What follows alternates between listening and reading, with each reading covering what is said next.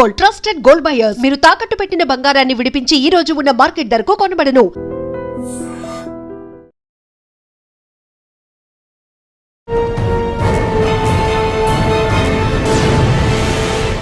ఈ వారం మన గెస్ట్ 1984 బ్యాచ్ పోలీస్ ఆఫీసర్, పేరు ఎం రామకృష్ణ గారు, commandant eighth battalion, Kondapur, Telangana.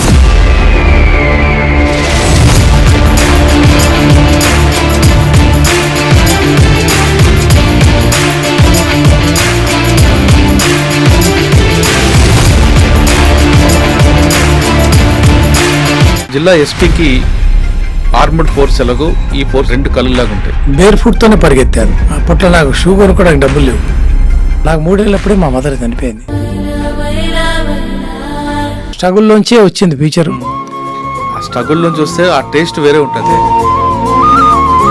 Law and order, civil police ఏంటి, స్పెషల్ పోలీస్ ఏంటి, ఆర్మడ్ ఫోర్స్, విఐపి సెక్యూరిటీకి ఇంటెలిజెన్స్ వెళ్ళాలి అంటే వీటి కమాండో ట్రైనింగ్ చేసి ఉండాలి అనేది ఒక కండిషన్ అప్పట్లో. ఎన్టీఆర్, వెంగళరావు గారు, మరి Chenna Reddy, P Shivshankar, Giridhar Gomango, పాతోళ్ళు.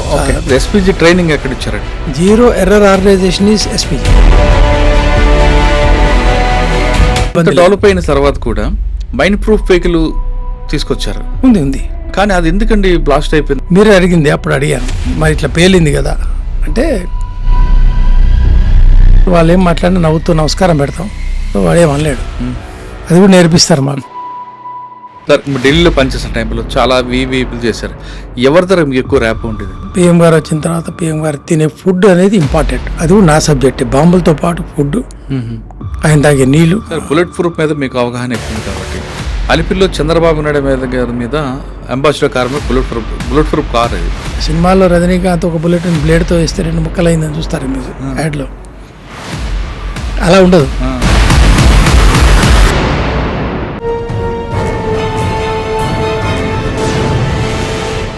Welcome to crime diaries.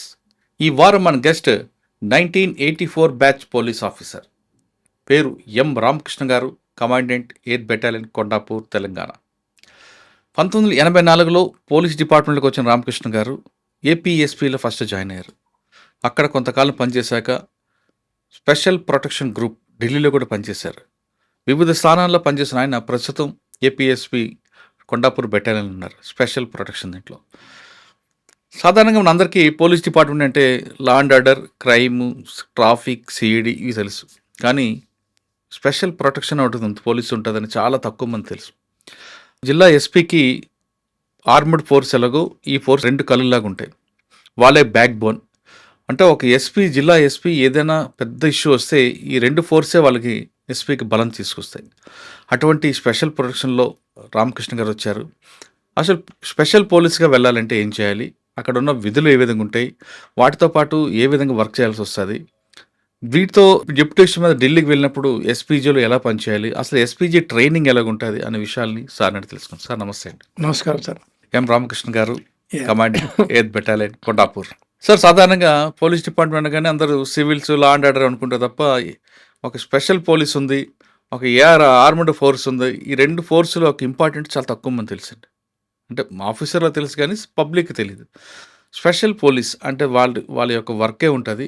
అందులోకి రావాలంటే ఇప్పుడున్న ఏపీ మన సివిల్లో ఏ విధంగా అయితే చదువుకొని ఆ మెరిటే సరిపోద్దా, లేదు ఇంకెక్కువ కావాలా, వచ్చిన తర్వాత ఎక్కడ ట్రైనింగ్ ఉంటుంది, వాళ్ళు ఎక్కడెక్కడ పనిచేస్తారు, మెయిన్ జిల్లా యూనిట్ ఆఫీసర్కి ఏ విధంగా వాళ్ళు సపోర్టింగ్ ఉంటారు, ఈ రెండు ప్రశ్నలకు సమాధానం చెప్పే ముందు రామకృష్ణ గారు బై ఛాన్సా బై చాయిస్ అండి పోలీస్ యూనిఫామ్ వేసుకోవడం? ఇన్ఫ్యాక్ట్ ఇట్స్ బై చాయిసే. నేను యూనిఫామ్ బాగా ప్యాషన్ ఉండేది నాకు యూనిఫామ్లో ఉందామని. సో నేను ఆర్మీలో కూడా జాయిన్ అయ్యాను ఫస్ట్ యాజ్ ఎ సోల్జర్. తర్వాత మా ఫాదరు ఆర్టిలరీలో గన్నర్గా, మా ఫాదర్ వచ్చి ట్రైనింగ్ నుంచి నన్ను తీసుకొచ్చి ఆఫీసర్గా జాయిన్గా అని ఆర్మీ ఆఫీసర్లతో ఇంటరాక్షన్ చేయించి కల్నల్స్తో, నువ్వు సోల్జర్గా వద్దు సరే అని మళ్ళీ నేను వాపస్ రావడం జరిగింది ట్రైనింగ్ నుంచి. వచ్చిన తర్వాత స్పెషల్ పోలీసు రిక్రూట్మెంట్ పడింది పేపర్లో 84లో. సో నేను ఇది special police, not ordinary police అనుకున్నా. అని అప్పుడు అంబర్పేటలో, సిపిఎల్ అంబర్పేటలో సెలక్షన్ జరిగినాయి. అన్ని రకాల టెస్టులు పాస్ అయ్యాం. దీంట్లో ఏంటంటే అప్పుడు నేను బేర్ ఫుట్తోనే పరిగెత్తాను. అప్పట్లో నాకు షూ కొనుక్కోవడానికి డబ్బులు లేవు. బట్ సెలెక్ట్ అయ్యాను నేను. ఆ తర్వాత ఇంటర్వ్యూస్ అన్నీ జరిగినాయి. అప్పట్లో రిక్వైర్మెంట్ మీరు ఇందాక అడుగునట్టుగా 18 to 24 ఇయర్స్ ఏజ్ గ్రూప్. అంటే యంగ్స్టర్స్ కావాలి. అప్పుడు మావోయిజం బాగా ఉంది ఇక్కడ, దళాలు ఉన్నాయి. సో అప్పుడు గ్రేహౌండ్స్ లేదు. సో యంగ్స్టర్స్ ఉండాలి, ఫీల్డ్లో పరిగెత్తగలగాలి, చాలా ఫిట్గా ఉండాలని చెప్పి 18 సంవత్సరాల నుంచి 24 లోపు వాళ్ళనే సెలెక్ట్ చేశారు మా బ్యాచ్లో. Direct recruitment. తర్వాత మాకు దాదాపుగా 10 నెలల ట్రైనింగ్ ఈసుగూడలో జరిగింది. అప్పుడు పోలీస్ అకాడమీ ఇంకా రాలేదు. దాంట్లో 1 month జంగల్ వార్ఫేర్ ట్రైనింగ్ ఉంటుంది. అది ఇప్పుడున్న సిస్టంలో ఇప్పుడు గ్రౌండ్స్ వాళ్ళు ఇస్తున్నారు. ఆ 1 month మేము లిటరల్గా ఫారెస్ట్లోనే ఉండి బంకర్స్, ట్రెంచ్లు తయారు చేసుకోవడము, జంగిల్ వార్ఫేర్ అనే డిఫరెంట్ సబ్జెక్ట్. అంబుషింగ్, కౌంటర్ అంబుషింగ్, ఎలా అటాక్ చేయాలి, ఎట్లా కార్డన్ చేయాలి, ఫైరింగ్ అన్నీ కూడా నేర్పించారు. దాని తర్వాత పోస్టింగ్ అనమాట. ఓకే సార్, మనం పోస్టింగ్ నుంచి వెళ్ళే ముందు అసలు law and order civil police ఏంటి, స్పెషల్ పోలీస్ ఏంటి, ఆర్మ్డ్ ఫోర్స్ ఏంటి, ఈ మూడింటి గురించి చెప్పండి ఒకసారి.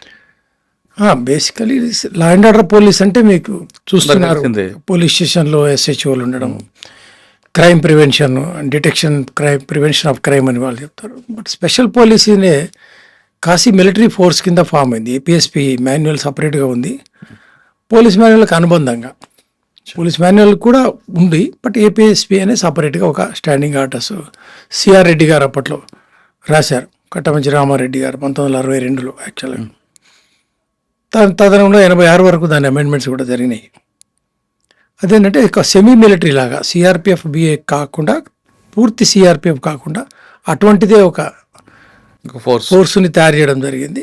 Especially anti extremist duties and to support the law and order police in maintaining law and order. అంటే సివిల్ పోలీస్కి సపోర్టు, వాళ్ళ దగ్గర స్ట్రెంగ్త్ సరిపోదు. సో మాది ఒక కంపెనీ దగ్గర 120 మంది స్ట్రెంగ్త్. సో ఇప్పుడు కుదించారు అప్పట్లో. ఇప్పుడు అది 2 కంపెనీల కింద అయింది ఇప్పుడున్న పరిస్థితుల్లో స్ట్రెంగ్త్ని. సో అలాగా దానిలో 3 ప్లాటూన్లు, ఒక company commander is reserve inspector, 3 ప్లాటూన్లకి 3 రిజర్వ్ సబ్ ఇన్స్పెక్టర్లు. సో నేను రిజర్వ్ సబ్ ఇన్స్పెక్టర్గా చేరాను. అంటే మీరు ఎవరికి రెస్పాన్స్ అవుతారు, జిల్లా ఎస్పీకేనా? No, commandant SP non cadre, commandant పైన డిఐజీలు, ఐజీలు ఉంటారు. కానీ ఎస్పీకి సపోర్ట్ ఉంటారు. ఈ సపోర్ట్ రావాలంటే మనకి మళ్ళీ లా and order, IG law and order కానీ డీజీ గారి నుంచి మా ఐజీ గారికి వస్తే వీళ్ళు స్పేర్ చేస్తారు. ఇది ఎస్పీ స్పెషల్ డైరెక్ట్ ఎస్పీ అండర్లో ఉండదు, స్పెషల్ పోలీస్. ఇది స్పెషల్ పోలీస్. ఆర్మడ్ ఫోర్స్ అంటే ఇప్పుడు ఉన్నటువంటి ఆర్మ్డ్ రిజర్వ్ అనేది స్పెషల్ పోలీస్ కాదు. వాళ్ళ విధులు వేరే. అంటే ప్రిజనర్ ఎస్కాటు, క్యాష్ ఎస్కాటు అనేది వాళ్ళు గార్డ్ డ్యూటీలు చేస్తారు. అంటే వైటల్ ఇన్స్టాలేషన్స్ సెక్యూర్ చేయడం, ఆర్మ్డ్ గార్డ్స్ ఇవ్వడం, మినిస్టర్ల దగ్గర గార్డ్ చేయడం, పోలీస్ ఆఫీసర్స్ ఎవరైతే థ్రెట్ ఉంటుందో వాళ్ళని ప్రొటెక్ట్ చేయడానికి కూడా గార్డ్స్ వాడుతూ ఉంటారు. మింట్ కాంపౌండ్ అవన్నీ ఉండే ఒకప్పుడు, సెక్రటేరియట్ ఇవన్నీ కూడా. లెటర్ ఆన్ ఎస్పీఎఫ్ వచ్చింది, అంటే డెవలప్మెంట్ జరిగినాయి డిపార్ట్మెంట్లో.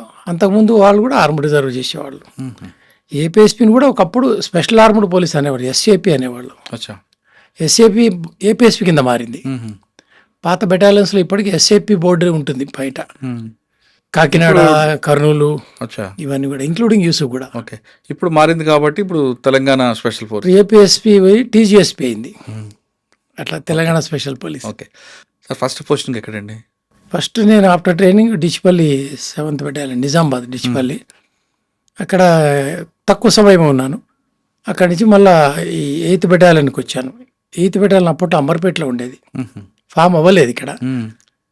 తర్వాత 85 86లో 85 మళ్ళీ ఇక్కడ షిఫ్ట్ అయింది. అప్పుడు నేనే ఇక్కడికి వచ్చాను. ఫస్ట్ కొండాపూరే వచ్చాను. అప్పుడంతా గుట్టలు, పాములు, పుట్టలు, అడవి ఉండేది, మీకు తెలుసు. సో చాలా కష్టపడ్డాం. ఒక బస్సు వేయడానికే ఇబ్బంది పడ్డాం అక్కడికి. ఒక విజయ డైరీ దానికోసం 6 నెలలు తిరగాల్సి వచ్చింది నాకు, విజయ డైరీ. ఇప్పుడు ఎండి గారిని వారిని పట్టుకొని చేసి, కూరగాయలు లేవు, చాలా కష్టపడ్డారు వాళ్ళు. రోడ్డు ఫెసిలిటీ లేదు, అప్పుడు కూడా చాలా తక్కువ ఉండేది. ఆఫ్ కోర్స్ ఇవన్నీ. ఇప్పుడు గజం ఎంత అండి? 8 రూపాయలు, 5 రూపాయలు? 8 రూపాయలు గజం అండి. కొత్తగూడ రోడ్లో 8 రూపాయలు గజము. ఇంకా హైటెక్ సిటీ దగ్గర 30 రూపాయలు గజం ఉండేది. బట్ నోటరీలు ఉండేవి అవన్నీ, రిజిస్ట్రేషన్ ఉండేది. హైటెక్ సిటీ నుంచి వెళ్ళడం పెద్ద కష్టం కదండి. 2-వీలర్ మీద వెళ్తుంటే కత్తి చూపించి వాచ్ లాగేసుకునేవాళ్ళు. అవునా? దారి దోపిడీలు అనేది అప్పుడు ఉండేది. భయపడేవాళ్ళు పబ్లిక్ రావడానికి కూడా. మీకు ఆ రైల్వే ట్రాక్ ఒకటే ఉంది, ఇంక వేరేం లేదు. అంటే ఆఫీస్పేట రైల్వే ట్రాక్ అటు ఒకటి ఉండేది, అటు వెళ్తే ఇంకా అదొక అడవి. సైడ్ అప్పుడంతా ఏం లేదండి, అసలు ఏది లేదు అసలు. అదొక అనుకోకుండా ఆ విధంగా రియల్ ఎస్టేట్ పెరగడం అనేది చాలామంది మా వాళ్ళు కొనుక్కున్నారు, నేను కొనుక్కోలేకపోయాను. ఇంటి బాధ్యతల వల్ల నేనేం కొనలేదు. కానీ మీరు చెప్పిన కొండ ఆ బెటాలియన్ చుట్టూ ఉన్న షాపులు కానీ రెంట్ల ఇల్లు కానీ మీ వాళ్ళే ఉంటారు కదా ఎక్కువ. అంటే మా వాళ్ళు చాలామంది కొనుక్కున్నారు, నేను కొనలేకపోయాను. అప్పుడు ఇక మా ఇంటి కుటుంబ బాధ్యతల వల్ల ఏమీ కొనలేదు. ఓకే, సరే. అక్కడ ఎంతకాలం పనిచేస్తారండి కొండాపూర్ బెటాలియన్? అప్పుడు నేను సబ్ ఇన్స్పెక్టర్గా అక్కడ దాదాపు 5 సంవత్సరాలు ఉన్నాను. ఏమున్నాయండి మీ మార్క్ అక్కడ ఆ టైంలో? అక్కడ మేము అప్పుడు బాగా రోడ్లు ఈ గచ్చిబౌలి వరకు శ్రమదానం చేసేవాళ్ళం రోడ్డు ప్రజల కోసం. అలాగే అక్కడ ట్రైనింగ్ ఇన్ఛార్జ్గా ఉన్నాను. అక్కడ కోఆపరేటివ్ స్టోర్ ఉండేది, మళ్ళీ కమాండెంట్ దగ్గర అసిస్టెంట్గా ఉండేవాడు. ట్రైనింగ్ ఎస్ఐగా పనిచేశాను. వీళ్ళకందరికీ వెల్ఫేర్ మెయిన్ బేసికలీ ఒక యూనిట్ వచ్చిందంటే ఫస్ట్ వెల్ఫేర్ మీద ఫోకస్ ఉంటుంది. అలాగే లోకల్ బందోబస్తు, రామచంద్రపురం పోలీస్ స్టేషన్ బందోబస్తు చేసేవాళ్ళం, ఓల్డ్ సిటీలో చేసాం. తగరినాక, ఛత్రినాక, కాలాపత్తర్, బహదూర్పుర ఇవన్నీ కూడా కమ్యూనల్ గడబడలు అయినప్పుడు పోవటము, గణేష్ బందోబస్తులు, శ్రీరామనవమి, అన్ని పండుగలు రోడ్డు మీద అయిపోయాయి మాకు. సరే, బందోబస్తు లేని టైంలో ఏం చేస్తారండి మీ వాళ్ళందరూ? బందోబస్తులో టైంలో వీళ్ళకి రెగ్యులర్ ట్రైనింగ్స్ ఉంటాయి డైలీ. ఫిజికల్ ఫిట్నెస్ కానీ, క్యాంపస్ క్లీనింగ్ కానీ, వెపన్స్ మెయింటెనెన్స్ చేసుకోవడం, అండ్ రిఫ్రెషర్ కోర్సెస్ కూడా అయితే ఉంటాయి వీళ్ళకి. ఎప్పటికప్పుడు వాళ్ళ నాలెడ్జ్ అప్గ్రేడ్ చేసుకుంటూ ఉంటారు. ఒకసారి ఆ అడవి నుంచి మీరు బయటకు ఉన్నారు, నాకు ఐడియా ఉంది. అది చుట్టూ అడవి, మీరు ఉద్యోగం చేస్తున్న పాటు మీకు అప్పుడు ఇచ్చిన ల్యాండ్ని కాపాడుకోవడం కూడా మీదే బాధ్యత. ఎందుకంటే ఎంక్రోచ్మెంట్ ఎక్కువ ఉండేవి. ఇప్పుడు కొత్తగూడ వైపు నుంచి ఒక గేట్ ఉంటుంది, ఈ గేట్ కాకుండా బ్యాక్ సైడ్ ఒక గేట్ ఉంటుంది, ఇక్కడ మసీద్ బండ వైపు నుంచి కూడా రావచ్చు. ఉంది. అందులోంచి ఎంక్రోచ్మెంట్ ఎక్కువ ఉండే అప్పుడు దాన్ని ఎలా కంట్రోల్ చేసేవారండి? అప్పుడున్న ల్యాండ్ ఇప్పుడు లేదు యాక్చువల్లీ, చాలా ఎంక్రోచ్మెంట్ అయిపోయింది. చాలా దాదాపుగా 18 ఎకరాలు పోయింది. కొంత మరి ఈ విధంగా నేను లేను, తర్వాత చూశాను వచ్చిందాక లాస్ట్ ఇయర్ చార్జ్ తీసుకున్నాక. అదేంటి ఇంత పోయింది? మేము ఇప్పుడు నడవాలంటేనే మాకు చాలా టైం పట్టేది ఆ చివరి నుంచి ఈ చివరికి. అంటే అప్పుడున్న ల్యాండ్ లార్డ్స్ అప్పుడు గవర్నమెంట్కి ల్యాండ్ ఇచ్చిన తర్వాత అప్పుడు 82లో ల్యాండ్ అలాట్ అయింది. ఇప్పుడు ల్యాండ్ పెరగడంతో వాళ్ళకి ఆశ పుట్టింది. మాకు అప్పుడు పొరపాటున అది ఇచ్చారు, మా తాత ముత్తాతలు ఇచ్చిన వాళ్ళు ఎవరు లేరు, చనిపోయారు. కేసులు వేయడం, సో అనుగుణంగా తీర్పులు రావడం, వాళ్ళు మళ్ళీ తీసుకోవడం, సర్వే చేసుకోవడం. ఒక రకంగా యాక్చువల్గా అంటే చెప్పాలో తెలియదు. ఆర్మీలో ఇప్పుడు నేను ఉంటున్న ఇంటి దగ్గర ఆర్మీ కంటోన్మెంట్ దగ్గర ఇల్లు కట్టాలంటే ఆర్మీ వాళ్ళ పర్మిషన్ కావాలి. టు సమ్ ఎక్స్టెంట్ ఫ్లోర్స్ కన్నా కట్టనియరు. ఇంత సెక్యూరిటీ ఎస్టాబ్లిష్మెంట్ చుట్టూ బిల్డింగులు, హై రైజ్డ్ బిల్డింగ్స్ కట్టేశారు.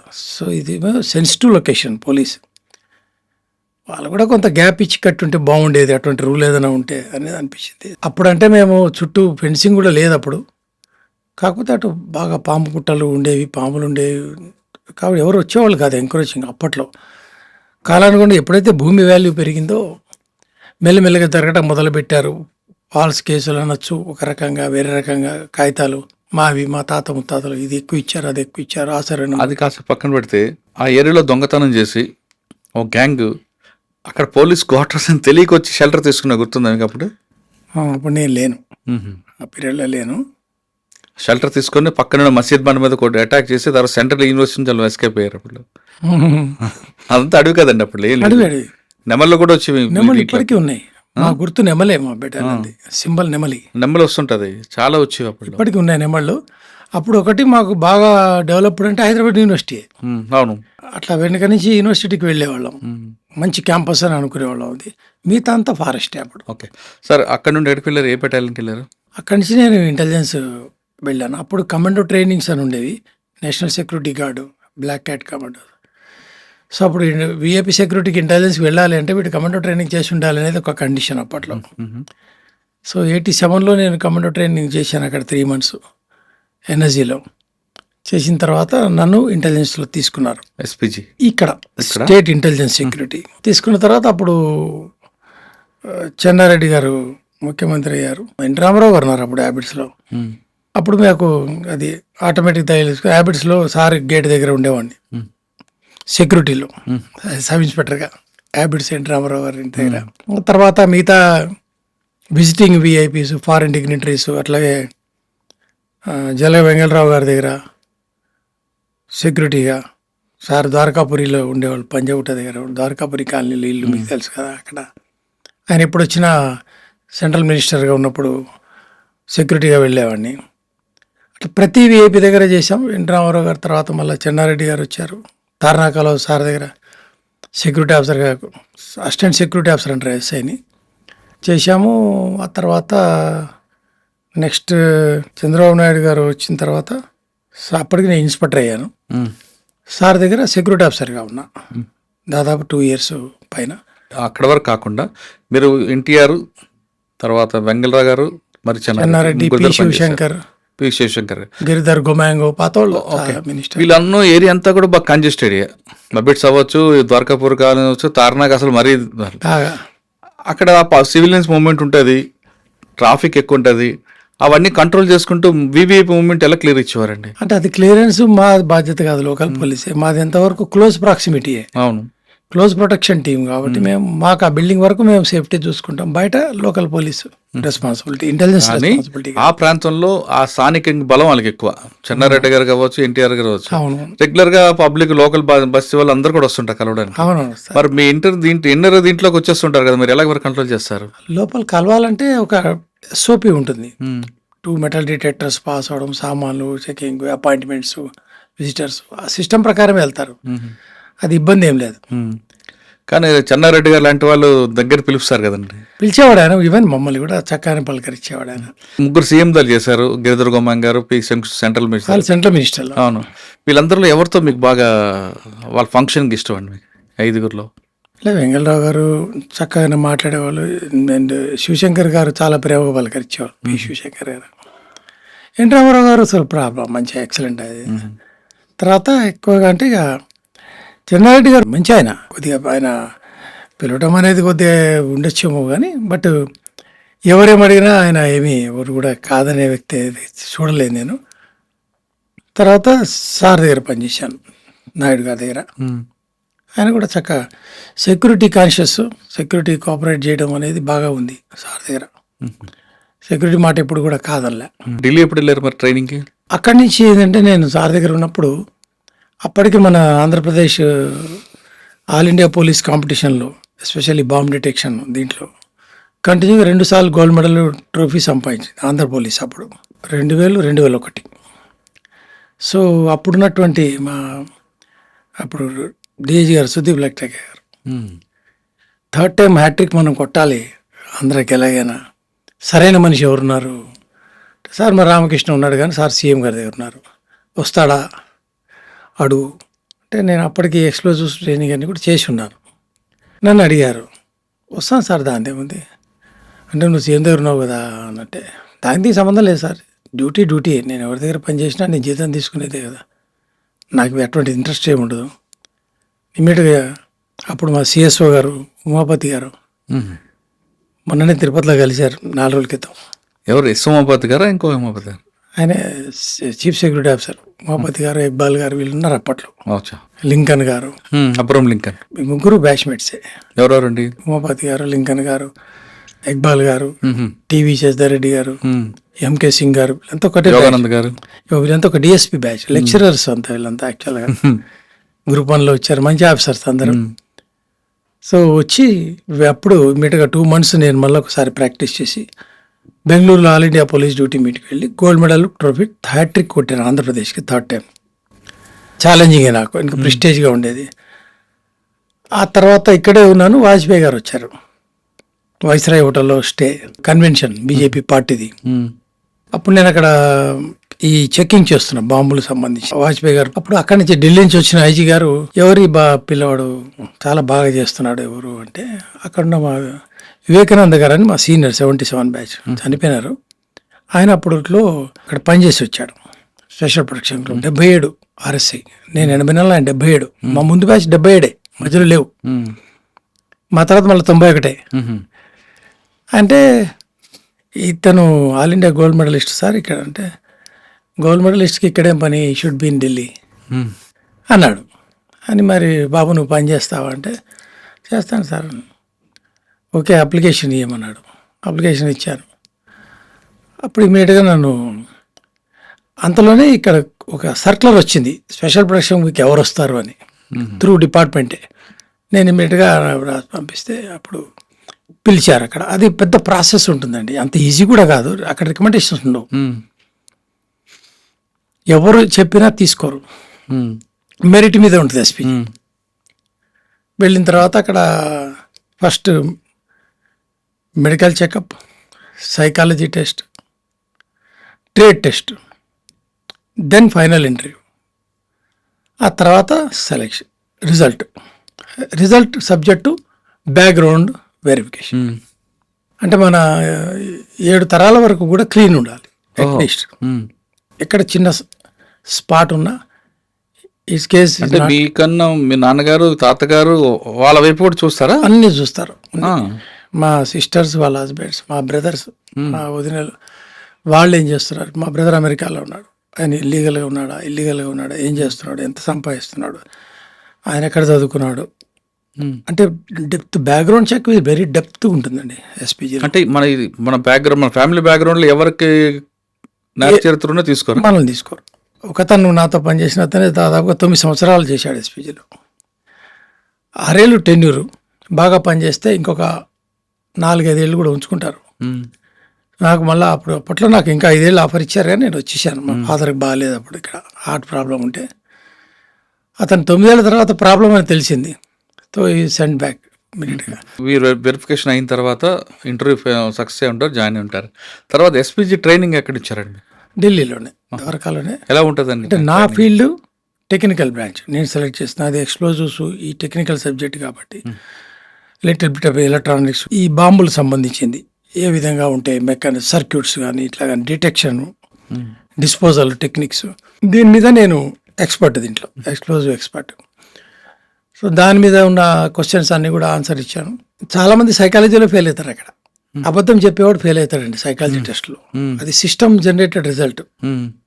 ఎక్కడైనా హ్యూమన్ ఇంటర్వెన్షన్ ఉంటేనే ఫాల్స్ ఉంటుంది, మ్యానిపులేషన్, కంప్యూటర్ తప్పు చేయదు. వీడు అబద్ధం ఆన్సర్ ఇస్తే అది చేసేస్తా. అక్కడ అది అమెరికన్ సిస్టమ్, అది ఒకటి ఎక్కడా లేదు, వాళ్ళ దగ్గర ఉంది ఆ సాఫ్ట్వేర్, బయటది ఎక్కడో తెప్పించారు అప్పట్లో. సో అదొక డిఫరెంట్ థింగ్. ఆ తర్వాత సెలక్షన్ ట్రైనింగ్ అయిపోయింది, తర్వాత 1 month ట్రైనింగ్ అయింది. 1 month ట్రైనింగ్ తర్వాత మళ్ళీ 1 month ఓరియంటేషన్ ప్రోగ్రామ్ ఉంటుంది, 2 months.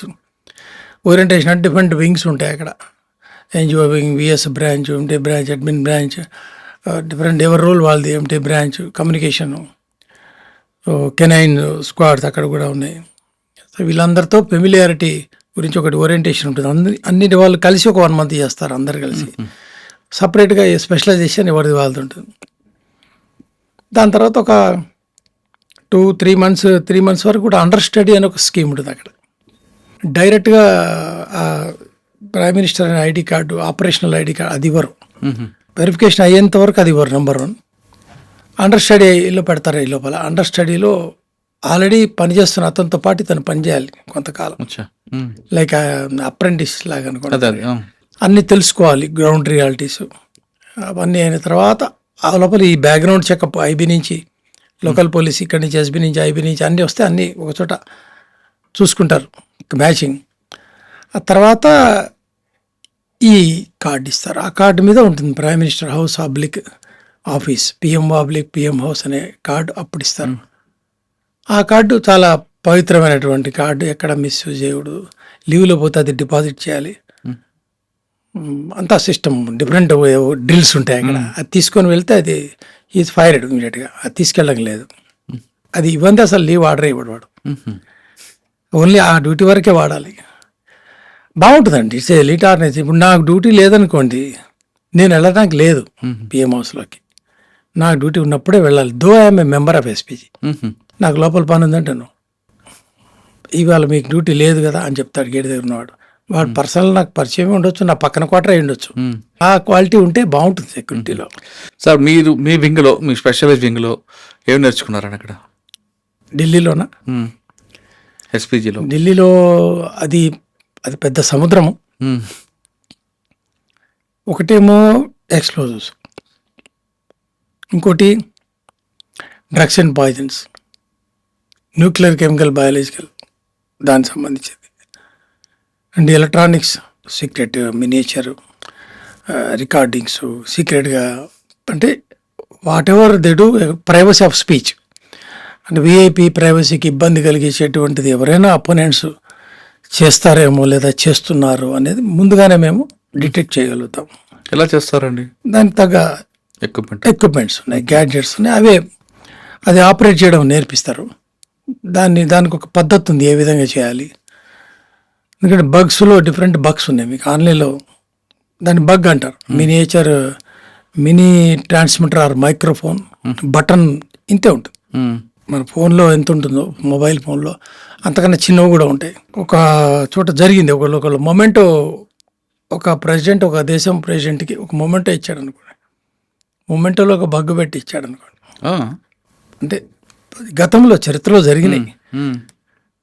ఆ మొమెంటో అతను టేబుల్ మీద పెట్టుకుంటాడు, మాట్లాడుతున్నదల్లా అది రికార్డ్ అవుతుంది, పంపిస్తుంటుంది. It will telecast, transmit, not telecast, transmit. అప్పుడు మనం what with this electronic sweeping అంటారు దాన్ని, స్వీపింగ్ ఆఫ్ ఎలక్ట్రానిక్ ఆ ఎక్విప్మెంట్తో అవేమని ఉంటే వీ కెన్ డిటెక్ట్. కానీ కొంతమంది ఫ్లవర్ బొకేస్ ఇస్తుంటారు, మరి అప్పుడు ఎలా చేస్తారు? లేదా సాల్వాలు కప్పుతారు కొంతమంది. ఎస్పీజీ ప్రొటెక్టీస్ యొక్క drill entirely different than any other police. Normal police కన్నా చాలా రేట్లు. అంటే ఇవన్నీ గుర్తిస్తుంది ఎక్విప్మెంట్ మీద ఉందా?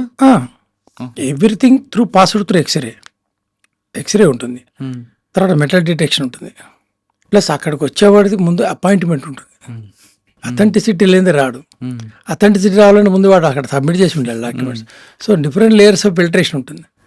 పిఎస్ ఉంటాడు, సెక్రటరీ ఉంటాడు, వాళ్ళకి తెలియకుండా వాళ్ళు రాడు.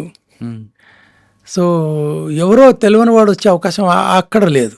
అంటే so many cordons are there. Everything comes under system. అక్కడ పనిచేసే లేబర్కి కూడా అప్రూవల్, బ్యాక్గ్రౌండ్ చెకింగ్ అయినాకే ఆ లేబర్ ఇంట్లో ఒక ఇటుక పెట్టడానికి వస్తాడు. ఆ ఏరియాలో, ఇంట్లో కాదు, ఫుట్పాత్ మీద లోపల చిన్న ఇటుక పెట్టి సిమెంట్ వేయాలన్నా కూడా వాడి బ్యాక్గ్రౌండ్ క్లియరెన్స్ ఉండాల్సిందే. సో అంటే ఎవ్రీథింగ్ ఒక సిస్టమేటిక్ అండి.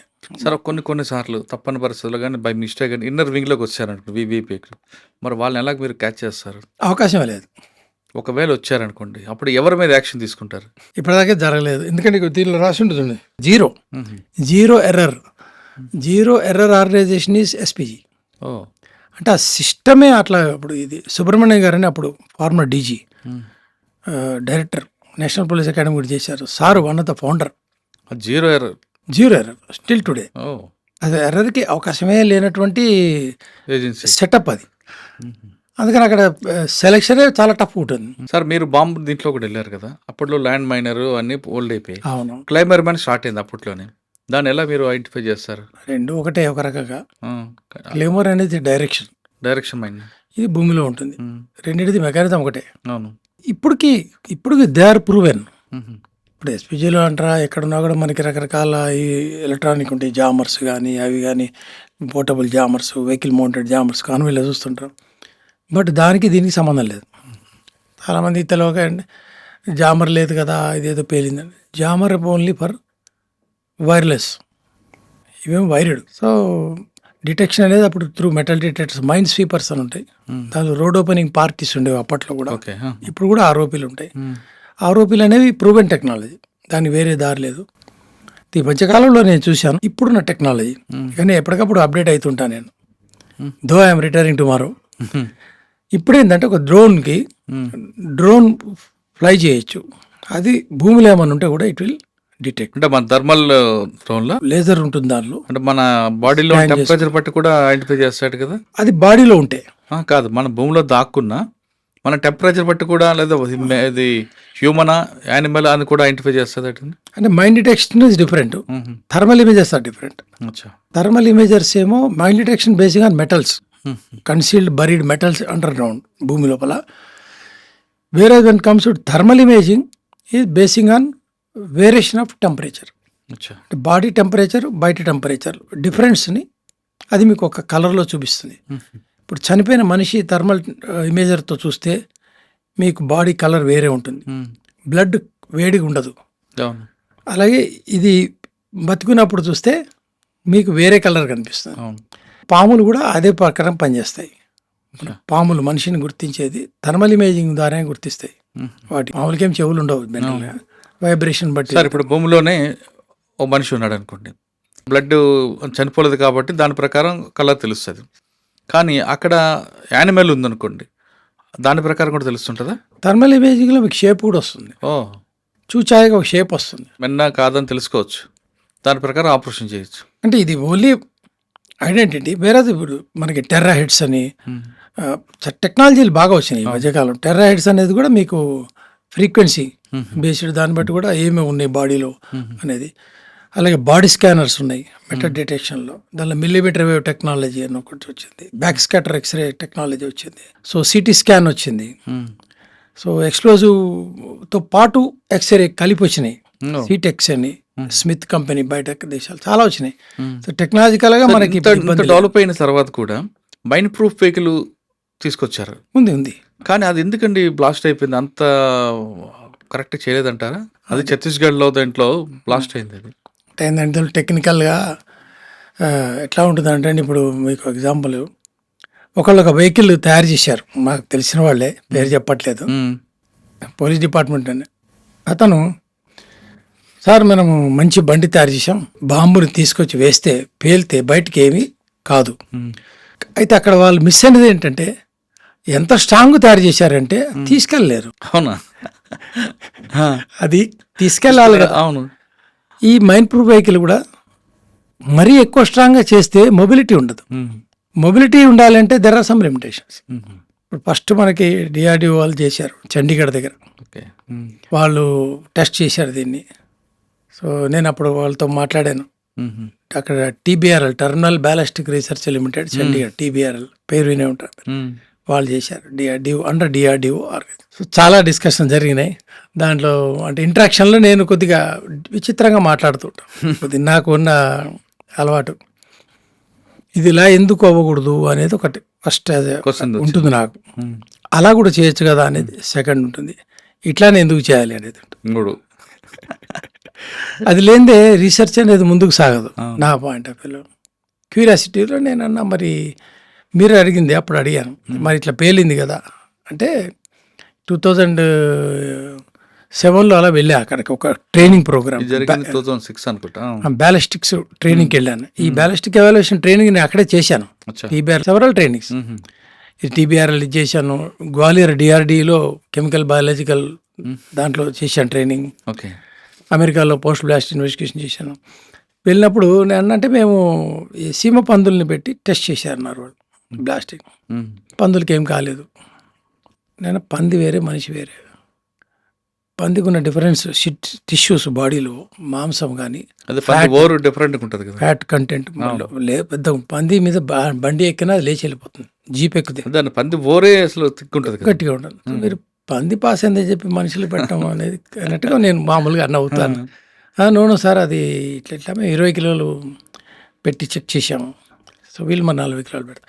సో ఎట్లా ఉంటుంది అంటే, ఇప్పుడు పెట్టేవాడికి ఈజీ, మీరు ఎక్స్ప్లోజివ్ సార్ నా openly available in market at the time, grey market ఎలా సంపాదించారో సంపాదిస్తారు. సో మనం 20కి చెక్ చేసేవాడు 40 పెడతారు, 40కి చెక్ చేస్తే 80 పెడతారు. So there is no limit. So ఎక్కడో అక్కడ కట్ ఆఫ్ పెట్టుకోవాలి తప్పదు. ఎక్కువ స్ట్రాంగ్గా చేస్తే బండి కదలదు. సో దానికి తర్వాత ఇప్పుడున్న కాలంలో కొంత మనకంటే material, composite material, some aeroplane grade aluminium compact చేయడం, లైట్ మెటీరియల్ కార్బన్తో. సో లైట్ మెటీరియల్తో చేస్తే ఎక్కువ స్ట్రెంగ్త్ ఉంటుంది, తక్కువ బరువు ఉంటుంది, సో ఎక్కువగా ప్రొటెక్షన్ ఎక్కువ ఇస్తుంది అనేది ఒక కాన్సెప్ట్తో రీసెర్చ్ చేశారు, కొంతవరకు సక్సెస్ అయినారు. బట్ అది మైండ్ ప్రూఫ్ అనే దానిలో కొంత టెక్నికల్గా అనేది వీహల్ అంటారు, ఇట్లా కింద చేసేసి ఇలా ఉంటుంది. అవునండి. ఇలా చేసినదంటే కింద ఇంపాక్ట్గా అది ఎస్కేప్ అవ్వడానికి దాని వేవ్స్ ఇలా ఉంటుంది వీహల్ అని. అంటే ఈ బాంబు వెళ్ళినప్పుడు దీని వైబ్రేషన్ ఇలా బయటికి బండి కింద నుంచి వెళ్తే బండిలో ఉన్న వాళ్ళు సేఫ్ ఉంటారు. ఆ తర్వాత డెవలప్మెంట్ జరిగినాయి. పైనుంచి హ్యాంగింగ్ స్ప్రింగ్ పెట్టడం, మనిషి అవడం కారణం కాళ్ళు బండి గ్రౌండ్కి టచ్ అయినప్పుడే వీడికి ఎక్కువ డ్యామేజ్ ఉంటుంది. ఆ షాక్ అనేది ఈ కాళ్ళ నుంచి ఇక్కడికి వచ్చి వెనుపు సిరిగిపోతుంది. మెయిన్ షాక్ కింద నుంచి షాక్ వేవ్స్ లక్షల్లో ఉంటుంది పవర్. అది కింద మోకాలు టచ్ అయితే, పాదాలు టచ్ మోకాల నుంచి వస్తుంది. పాదాలు టచ్ అయింది అనుకోండి ఇంపాక్ట్, పాదాలు గాలిలో ఉంటే ఇంపాక్ట్ తక్కువ ఉంటుంది జనరల్గా.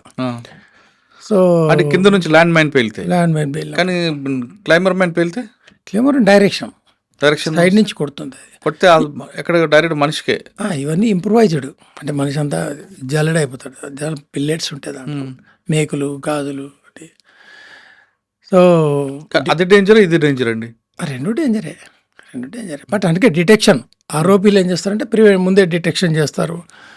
దానికి ఒక పద్ధతి ప్రకారం ఈ ముందు ఏరియా అంతా కవర్ చేయడం. అది రోడ్ ఓపెనింగ్ పార్టీ. ఎందుకంటే వాడు పేల్చేవాడు ఎక్కడొకటి దాక్కోవాలి కదా, ముందు వాడిని ఐడెంటిఫై చేస్తారు. ఆ టైంలో వాడు మిమ్మల్ని చూసి వాడు ఫైర్ ఓపెన్ చేస్తాడు అనుకోండి. పాసిబిలిటీస్ ఆర్ దేర్, బట్ జనరల్గా వాడు ఒకడే ఉంటాడు. సో వీళ్ళు ఎక్కువ మంది ఉన్నారనుకున్నాడు, పారిపోతాడు. కానీ కొన్ని సార్లు కొన్ని ప్రాంతాల్లో ఖాళీ బాటిల్లో పెట్టి వదిలేస్తున్నాను. అంటే మనకు భయపెట్టడానిక, లేదు నిజంగా థ్రెట్ ఇవ్వడానిక? అంటే కొన్ని డమ్మీ ఉంటాయి, కొన్ని బెదిరియడానికి పెడతారు, కొన్ని టాయ్స్ లాంటివి కూడా పెడతారు. ఖాళీ బీర్ బాటిల్లో పెట్టి పెడుతున్నారు అంటే మనిషి అక్కడ ఉన్న వాళ్ళకి బెదిరించడానిక? అది బాటిల్లో వచ్చేది డిఫరెంట్, బాటిల్స్ అది ఎక్కువ ఇంపాక్ట్ ఉంటుంది కదండి. బాటిల్స్లో వచ్చేది ఇంప్రూవైజ్డ్ కెమికల్ ఫైర్ బాటిల్స్ అంటారు వాటిని. అదే దానివల్ల ఎక్కువ డ్యామేజ్ జరగదు కదా? డ్యామేజ్ ఏం జరగదు, but individual can lose limbs, చేతులు వేళ్ళు అట్లా జరగచ్చు. బట్ ఇప్పుడు అందులో కూడా బాగా మారిన టెక్నాలజీ పెరిగింది. ఇప్పుడు రేడియో ఫ్రీక్వెన్సీతో చేసే వచ్చినాయి, సెన్సార్స్తో బేస్డ్ వచ్చినాయి. బట్ అన్నీ కూడా ట్రై చేయరు జనరల్గా ఎవరు కూడా, ఎందుకంటే చేసేవాడే పోతూ ఉంటాడు ఒక్కోసారి. ఎక్కువ టెక్నాలజీ ఉన్నటువంటి చేయాలంటే వాళ్ళకి ఇబ్బంది, చాలా జాగ్రత్తగా చేయాలి. సార్ మీరు చాలా కాలం నుంచి చూస్తున్నారు కాబట్టి, ఫస్ట్ ఫ్యాక్షన్ ఏరియాలో నాటు బాంబులు అది కడితే బ్లాస్ట్ అవ్వడం, చేతులు పోవడం అన్నది ఒకటి. తర్వాత నక్సల్స్ దగ్గరకు వచ్చేసరికి డిఫరెంట్ ఎంఓ వచ్చింది. వాళ్ళు ఎక్కడ నేర్చుకున్నారండి? నాటు బాంబుల నుంచి నేర్చుకున్న కాకుండా వాళ్ళకి ఎవరు ఆ టెక్నాలజీ అడాప్ట్ చేశారు? నాటు బాంబులు డిఫరెంట్ కాంబినేషన్. అవును, అది అంటుంది నాటు బాంబులు అంటే ఇప్పుడు తరతరాలకు వస్తుంది కాబట్టి నీళ్ళలో వేస్తే అయిపోద్ది. కానీ నక్సల్స్ వాడిన బాంబులు, క్లైమర్ మైన్ అవ్వచ్చు, డైరెక్షన్ మైన్ అవ్వచ్చు, ల్యాండ్ మైనర్ అవ్వచ్చు, ఇవన్నీ కూడా వాళ్ళకి ఎవరు ఆ టెక్నాలజీ ఇచ్చారండి? టెక్నాలజీ అనేది ఏంటంటే అప్పట్లో మనకి, అంటే మాకు తెలిస్తే అది అప్పట్లో ఎల్టీటీ నుంచి వచ్చిందని అనుకున్నాం. అచ్చా. ఫస్ట్ ప్రభాకరన్ టైంలో భూమిలో పెట్టడం అనేది అంతకుముందు లేదు. అంతకుముందు వీళ్ళది పోలీసు వాళ్ళని ట్రాప్ చేసి ఫైర్ చేయడం ఇలాంటివి ఉండేవి. అప్పట్లో చాలా జరిగినాయి. అవును అవును. ఆ దారగడ్డ అక్కడ ఈస్ట్ గోదావరి సైడ్ ఎన్కౌంటర్ జరిగినాయి. అదే మీరు చెప్తున్నట్లుగా రంగాపూర్ ఏరియాలో రంపచోడవరం అటు వేరేగా ఉండేది. ఇక్కడ తెలంగాణ వచ్చేసరికి ల్యాండ్ మైన్లు ఉండేవి. తర్వాత అలిపిరిలోకి వచ్చేసరికి డైరెక్షన్ మైన్ ఉండదండి. అంటే టెక్నాలజీ మారుతూ వచ్చారు కదా వాళ్ళు. ల్యాండ్ మైన్, క్లైమర్ మైన్ రెండు క్లైమర్ మైన్ ఎల్టీటీ వాళ్ళవే. అదే ఆ టెక్నాలజీ ఎల్టీటీ నుంచి అడాప్ట్ చేసుకున్నారు వీళ్ళు. లైక్లీ టు, అంటే అప్పట్లో మేము అదే విన్నాము. ఎందుకంటే ఆ తర్వాత వీళ్ళకి తెలియదు, అప్పట్లో తెలియదు, వాళ్ళు ఎవరో వచ్చి నేర్పించారు, సంథింగ్ హ్యాపెండ్, వీళ్ళు పోయి నేర్చుకున్నారు. అక్కడే కాకుండా ఇక్కడ కూడా అయింది కదా మాధవరెడ్డి గారికి.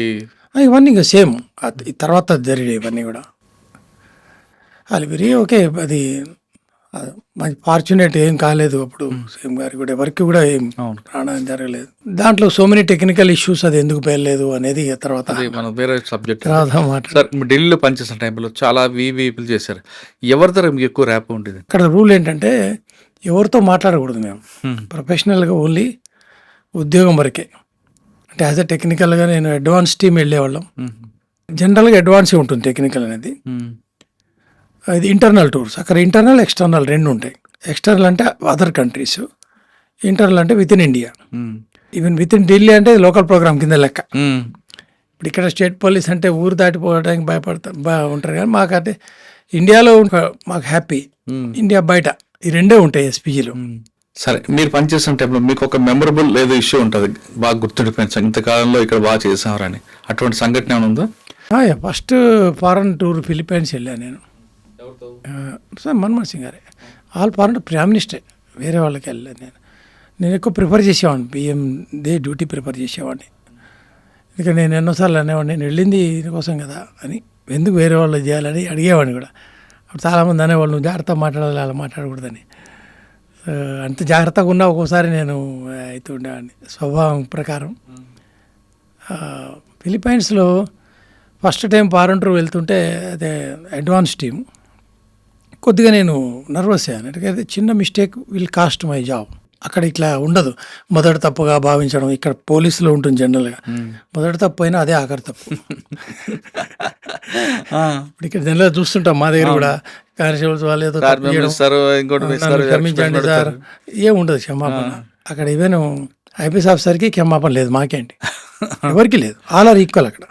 Constable to director same conduct rules will apply అచ్చా. ఎస్పీజీలో. 3 days ముందు వెళ్ళాము. వెళ్ళిన తర్వాత మొత్తం ఎయిర్పోర్టు, కొత్త ప్రదేశం, Philippines security was trained by US army influence ఎక్కువ ఉంటుంది ఫిలిపైన్స్లో. మోస్ట్ ఆఫ్ దెమ్ వాళ్ళ ట్రైనింగ్ చేసిన శిష్యులే ఉంటారు. వెపన్స్ కానీ వాళ్ళ ప్యాటర్న్ కానీ వర్కింగ్ సిస్టమ్ అమెరికాదే ఉంటుంది.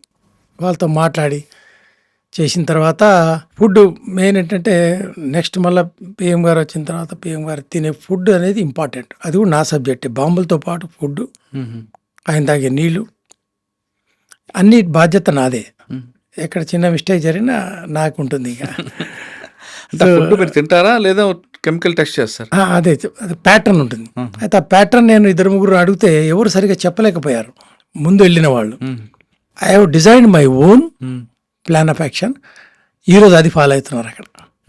ఏంటో అది? ప్రిపరేషన్ అంటే రా మెటీరియల్ నుంచి ఫుడ్ కంప్లీట్ ఐటమ్ కుక్ అయిన తర్వాత వరకు మన కళ్ళ ముందు జరగాలి. వచ్చా మధ్య మధ్యలో ర్యాండమ్గా మేము తింటాం, చేస్తారు, టేస్ట్ చేస్తాం. అలాగే కొంత శాంపుల్ మనం తీసుకుంటాం ల్యాబ్ టెస్టింగ్కి ఫ్యూచర్లో. అంటే if anything goes wrong the lab test will go for the investigation. అట్లా ఉంటే నాకు ఆ రోజు రాత్రి అక్కడ ఫ్లైట్ కిచెన్ అని ఉంటుంది. ఇక్కడ ఒక దేశం వాడు వండుకుంటాడు, అక్కడ ఒక చైనా వాడు వండుతుంటాడు. ఇక్కడ అందరూ వాళ్ళ కుక్స్ వంట వండుకుంటూ ఉంటారు. మన వంట వరకు మనం రెస్పాన్సిబిలిటీ తీసుకుంటాం.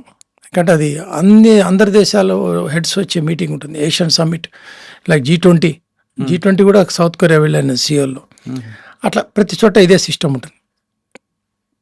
అప్పుడు అప్పడాల దగ్గర నుంచి అది దగ్గర నుంచి చూసుకొని మెనూ ప్రకారం చూసుకొని అన్నీ కుక్ అయిపోయినాయి.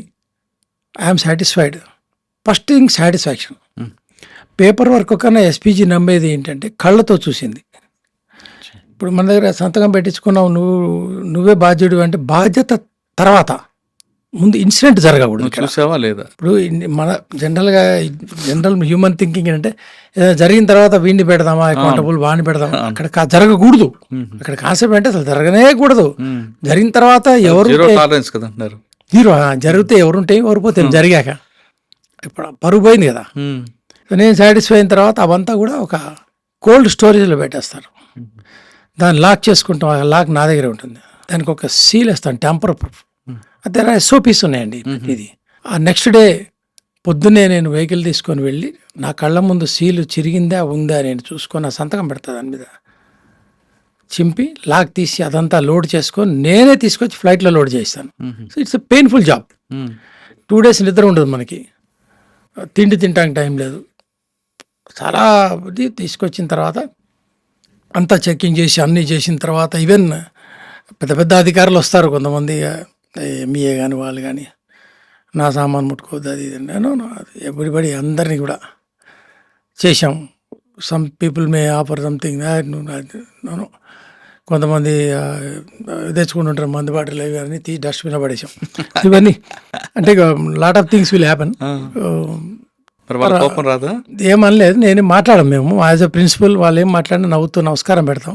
సో వాడు ఏమనలేడు. అది కూడా నేర్పిస్తారు మాకు.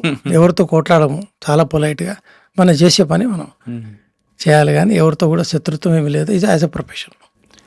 సో ఆ రిపోర్టు మనకి మనల్ని అబ్జర్వ్ చేసే వాళ్ళు వేరే వాళ్ళు ఉంటాం, మళ్ళీ వేరే డిపార్ట్మెంట్స్ రిపోర్ట్ ఇచ్చారు. రిటైర్ వచ్చిన తర్వాత ఐజీ గారు, ఇప్పుడు డీజీ గారు రిటైర్ అయ్యాడు, ఆయన కవరింగ్ ఐజీ టూర్ అనమాట. ఆయన నన్ను పిలిచాడు. అందరు భయపడ్డారు, ఎందుకు పిలుస్తున్నాడు నిన్ను, నువ్వేదో తప్పు చేసావు. జనరల్ పోలీస్ థింకింగ్ అక్కడ కూడా, పోలీసు వాళ్ళే కదా అల్టిమేట్లీ. నేనేం చేయలేదే, మొత్తం డ్రిల్ చూసుకుని అంతా కరెక్ట్ చేశాను. వెళ్ళాను. 3 hours అని కూర్చోబెట్టాడు ఆయన ఆఫీస్ బయట. అన్నం తినలేదు, నేను చెమటలు పడుతున్నాయి నాకు. ప్రైమ్ మినిస్టర్ హౌస్లో ఆఫీస్ ఉంది ఢిల్లీలో. పిలిచాడు. నువ్వేం చేసావు తెలుసా అన్నాడు సీరియస్గా. నేను వణికిపోయినాను. ఏం చేశాను సార్? బోలో క్యా కరే ఇలా. మరి ఎందుకు భయపడుతున్నావు అన్నాడు. మీరు భయపెట్టరే కదా సార్ అంటే యూ డన్ ఎక్సలెంట్ జాబ్, आपको రివార్డ్ దేరు ఇసిలే బులే అన్నాడు. అమ్మాయి అనుకున్నా. ఫస్ట్ ఫారెంటర్ నేను బాగా నా మీద నాకు కాన్ఫిడెన్స్ పెరిగింది. అంటే ఆయన అది నాది రైటింగ్లో తీసుకొని ఇదే ఎస్ఓపి అని పెట్టాడు, ఇలా చేయాలి ఎవరైనా అని చెప్పి. ఇప్పుడు అదే కంటిన్యూ అవుతుంది. ఇప్పటికి అదే, అప్పుడు అంతకుముందు లేదు ఎస్ఓపి. ఫుడ్ చెకింగ్ మేము చేస్తున్నాం. ఒకటి ఏంటంటే తినటం అనేది క్రూడ్ థింగ్, దాంట్లో అసలు మనము తిన్నాం అంటే అది కింద నుంచి కరెక్ట్గా వస్తే ఇబ్బంది లేదు కదా. సార్ అందరూ టేస్ట్ కూడా చేయొచ్చా మీరు? చేయొచ్చు తప్పలేదు. టేస్ట్ బాగాలేదని రిజెక్ట్ కూడా చేయొచ్చు. అంటే ఆయన తినకముందు మీరు తింటారు అంటే ఆయన పాపం ఆయన వెజిటేరియన్, మన్మోహన్ సింగ్ గారు 100% వెజిటేరియన్, పెద్ద తినేవాడు కూడా, కొంచెం తినేవాడు. ఆయన చాలా జెంట్మెన్. కానీ ఇప్పుడు అది ఓకే మీరు చెప్పింది, ఆయన ఆ పాజిటివ్నెస్ ఆయనది వేరు. కొంతమంది వీఐపీలు రోడ్డు మీద వెళ్తూ మిర్చిబజ్జి తినడం ఇలా చేస్తుంటారు కదా, వాళ్ళు ఆల్రెడీ థ్రెట్లో ఉన్నా కూడా అప్పుడు ఎవరు రిస్క్ తీసుకుంటారు? అట్లయితే వీళ్ళు ఎప్పుడే మా స్వీట్ ప్రొటెక్టర్స్ అయితే ఎవరు లేరు, అట్లా ఎవరు లేరు. కొంతమంది ఉంటారండి, పేర్లు చెప్పకూడదు కానీ వెళ్తూ మైలేజ్ కోసం పూరియో లేదా ఇంకోటి తింటారు, టీ తాగుతారు. అంటే సెక్యూరిటీలో ఒక సర్ప్రైజ్ ఎలిమెంట్ అని ఉంటుందండి, విఐపీ సెక్యూరిటీలో.